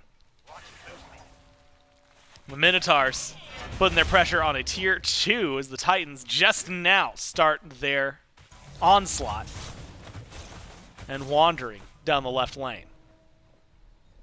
Titan is here, which means no matter how poorly this fight goes, don't have to worry about it. Oath chooses the correct way to juke. There was an Invis Morgan behind him, and instead of running away, he runs forward towards his team. Great call. No way for Panatom to find a stun there. Finally does find it, but look at Baskin winning the 1v1 versus Dardes handedly. But now the Susanoo 1v1 begins, and Panatom looks like he's doing more damage towards the start, has the knock-up, easy shutdown for the Morgan. Good transformation for him, but Dardes needs a little help. Left side Phoenix needed the help the most. Kill onto the jungle, shut down against Oath, maybe massive, but mid Phoenix, left Phoenix, gone for the Manticores. Backs against the wall, 3 kills down, 8,000 gold, and the Minotaurs on set point. Charlie, they're in a good position to keep moving forward. Now Fire Giant is going to spawn back in about a minute, so they have some time before anything crazy is going to happen. Baskin for his team. Baskin can probably kill here. Might be able to taunt them in here. They follow up. There's the taunt pull. Doesn't have a lot of health, but has Coast. Dash is good. The tick damage. He stays alive somehow, some way. And Baskin is walking out of there. River's Rebuke locks in 3. And the Minotaurs are starting another fight. Push good from Jake. Keeps Coast against the wall. Damage, though, from Venenu. Sets them up. Coast pulled back. Fine, okay. Keeps one alive, but it costs him his life. Oath Teleport is going for the chase once. Dardez dead. Their He's got Titan Blink. is on left at the Phoenix side. Dardez has Blink. from There's no way. Dardez. Yeah, with that dash, should There it be is. good. The ult too shy. And the Order Titan finally driven back. Fire minions pouring down mid and left. See ya. Phantom poured into the ground after getting melted. Pyromancer, Minotaurs, Fire Giant, presumably Minotaurs. And this game, Trelly, leaning Minotaurs. Certainly is. With help from a Manticore, though. And that's Ven. Doing some good damage. Top of the charts for the Minotaurs, that is. Seems a little bit unfair that a Manticore is top damage for the Minotaurs, Yeah. but we're going to let that one slide. I think it's just BM. I think he did it to taunt them. I wouldn't be surprised. And the Manticores aren't happy about it. That's why they keep trying to kill him. 4 deaths so far for Ven. But just a very kill-happy game at this point. Right side, Tier 1 tower is still available. I think it's fair to say Baskin lost lane, but is trying to win game, considering the Tier 1 is still here, 27 minutes in. But that mid Phoenix also did respawn, so the Minotaurs have a tall task ahead of them to try and go through those towers over on right. I'm trying to think of their best defensive options, considering Phantom doesn't have beads, Dardez doesn't have relics, and Final K also doesn't have beads. Trying to defend Tier 2, that's out of the question, but underneath Phoenix, if Phantom can get invis, can get to the back line, you find a good snipe from Vo, Dardez has some good initiation. It's not the worst idea. It all does depend about this 1v1. Oath keeps trying to find Phantom in the jungle. And I'm telling you, if Oath finds him first, it's one thing, but if Phantom catches Oath in the jungle, it's just over. There really is no way to outplay that 1v1, especially with no Aegis, whereas Phantom, he has it. Pressure on Tier 2 and right, like you said, should go unanswered. And honestly, I see where Panatom is. Look where Vote is on the map. They are not here for this fight. Backs might need to be channeled soon. I mean, the most Oath and Vote- Panatom just want to fight each other. Like, that's all it is. Yeah, absolutely. And they're looking for the 1v1 right now. Oath is waiting. Theoretically should be able to spot that out. Just Fino? turn to your right. Fino K just gone. And with the rest scattered to the winds, it's going to be easy pickups for the Minotaurs too. Panatom's gonna Gone find it, though. instantly, and now the chase is on. Good damage onto Jake, but he gets back to the fountain. Mid Phoenix respawn, right Phoenix dead. Panatom invis, but a nice little teleport gets Oath back out of there. Baskin instead going to be on the chase. The rest of the team looking for the end of the game, the end of this set, and to declare themselves the All-Stars of the All-Stars. They're going to run it down to the Titan room, play with their food a little bit, and win this set. Wow. I am very curious to see, at the end of this tournament, how many kills Oath had. Think about how many games A where lot. he had 12 plus, 15 for this one. I mean, this jungler has been absolutely popping up. Not to say that Panatom hasn't. He's also had plenty of 10-plus kill games. But, man, Oath has had a fantastic tournament so far. Yeah. Giving him the picks like the Susano, just really destructive, especially in a matchup like this. That did not start off well, by the way. This looked like all Manticores all the time up until, I believe, 18 minutes. That was the cutoff where it started looking like the Minotaurs had some wind in their sails. They get the gold lead back. Baskin gets, I think, 4 kills in 4 minutes and turns a 3-level deficit into actually overtaking Fine OK and Farm, which is not easy to do. Yeah, lose lane, win game. You had called it a little earlier. He shows up, does the team fight thing, the taunts, the things that you want an Athena for. Yep. It just took him a little while to get there. From 0-5 to get to where he was, absolutely impressive. But it's like Mifflin has been calling all weekend. The young blood, the hunger that Oath and Coast were feeling just feels like it's doing something different here. And that is the Minotaurs' victory of the All-Stars. And of course also winning themselves first pick in the draft, which is going to be pretty soon here. But that does it for myself and Trelly. For now, we're going to kick it to the desk to break this one down. That's right, the Minotaurs take it in 4, a 3-1 for their best of 5 to secure themselves first seed in the Divisional Stars and get that first pick selection moving into the Roll Stars. And as Gore mentioned, that draft will be happening in just a little bit of time. We got to get everything set up, get all the players ready and whatnot, and still have to break down that game, Mifflin, because that was not a convincing Minotaurs win to begin the game. That was a 5,000-6,000 gold Minotaurs, Manticores completely dominating the early game. And as Charlie said, right around that 15 to 18 minute mark, complete flip of the switch, and it's the Minotaurs coming out on top. You know, it's situations like this, J-Mac, that really remind me of my youth. And I studied under a French philosopher, Jean-Claude Van Damme, and one of his most infamous quotes is, "It's not how you start, it's how you finish." And that has really stuck with me throughout the last few years. And clearly, even if the Minotaurs themselves haven't been graced by Jean-Claude Van Damme and his genius, they live through him regardless, because that is just the embodiment of that philosophy. I mean, the wherewithal, the absolute bravery on display from these 5 fellas, man. I'm sorry, it's just really moving seeing a team that could just struggle so much in the beginning and then still come to a conclusion like that. It's I'm sorry. Go ahead. It's heartwarming. It's such a great tale that's been told here by the Minotaurs. Baskin did not have a great start to this game. I believe 0-5 start things out on the Athena, but made a very quick turnaround once the team started getting everything together, once they started grouping up. Ends up, I believe, going positive at the end of that, ends up overtaking his opposition who had continuously been putting him down through all there. So while he wasn't able to get the even op-wash win rate that he made. No, yeah, his op-wash is like really bad. Yeah, he had a 1 and 2. Yeah, he like lost like way more than he won. But he got the win on the Athena. Yeah, by like a degree of 2. And then helped lead the Minotaurs to a win. And I think that's the most important thing. We'll ask Baskin, or I won't ask him. You won't ask him. Maybe Gore will ask him. He's got standing by for our post-game interview. That's right. I got Baskin over here. Before I ask anything else, I'm just going to ask, winner of the All-Stars, before we think about anything else that means, what's it mean to you and the team? It means a lot. Yeah, we practiced really hard for this event, so yeah, to come out with the win definitely means a lot for us. Last 2 days, absolutely grueling competition, things like that. Speaking of grueling competition, we got to talk about it. Not the most comfortable lane phase in that last game, but you still win. What was the switch for you? Switch, well, I don't know. Yeah, I was kind of getting out in the lane, but I think that's what makes our team so great. Like, we kind of just, like, even if we have a bad early game, like, we could pull it through in the late game. Boys just, like, came together and pulled it through, I guess. Sometimes it's just that easy. Minotaurs get the win. The other half of this is leading into what is next week in Roll Stars. And we're going to, again, there's going to be like a whole draft, whole thing like that. But your team is now first pick captains for 5 of the teams, right? The other, who you just beat, is going to be the other 5 captains.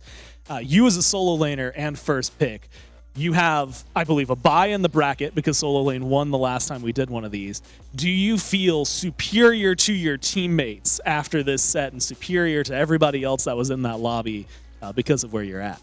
Yeah, of course. I mean, I feel like everyone knows solo is the most stacked role. Like you said, they won the last Roll Stars tournament. And I have a feeling that the finals of this tournament will probably be solo lane versus solo lane. So, yeah, got a tough choice picking from the solo lane pool. There's too many great people to choose, right? You're just always go wrong either. So you're always going to make a good choice. But hey, man, congrats on the win. We'll see you in a little bit for the draft. So I guess go get your brain ready for who you're going to be picking it up, and we're going to throw it to the desk to get us set up. And one more congrats to the Minotaurs and all the players on there, as they will be first pick for the draft show for Roll Stars, and Baskin alluding to maybe a solo v solo matchup for the grand finals, thinking that maybe solo has the best god pool there. We can take a look at the bracket. We can discuss Roll Stars once we start getting in a little bit more towards that draft show. But the path here for the Minotaurs. A 5-game first match to start the weekend, and then a 4-game second match at the very end, a 3-1 win over the Manticores. And while they were having their interview, I know Charlie kind of asked a question about, what was Oath's kind of final score / line across the weekend. I'm assuming that this is currently up to date with the most recent win added in there. 9 games played for Oath, 105 kills, 29 deaths, 77 assists. 105 kills over the course of 9 games. That's a really good / line, even in a tournament like this. That's all right. It's all right. I would have done better. What do you got, like 120, 130? It's hard to quantify, right? Like, assuming I'm in the league, that means everyone else would be better as well because they had gotten practice against me. So if you were to drop me in like right now, and they're in a in a state of the game where they haven't been practicing against Mifflin, I mean it just wouldn't be pretty. It would be pretty tough for them. Be hard to face off against Mifflin. Well, the good news for the players is they don't have to worry about trying to face off against you. They don't have to prepare for you. Instead, they got to prepare against each other. Because as mentioned, as we've been talking about all weekend, and we even just talked a moment ago, the draft show will be happening here in a little while. We're going to have all the players from these finals. They're going to be snake drafting their teams for the Roll Stars. There'll be 5 players on each team, which you're probably sitting there wondering, well, Jim, there's only 8 SPL teams. How are you going to get 10 players from that? We've also got the 2 SCC teams, the Niflheim Wargs and the Valhalla Valkyries from EU and NA respectively, who are also going to be up for grabs for these teams to draft there. Now, I don't believe there's a rule where you have to have 1 and 1 SCC. That I'm not 100%, so it's possible maybe you put 2 of the SCC onto one team if you're comfortable going with that. Could be an option, but we'll have to see how things go in the draft, which will be taking place in just a few minutes. So make sure that you stick around because we got the Roll Stars draft show coming up next.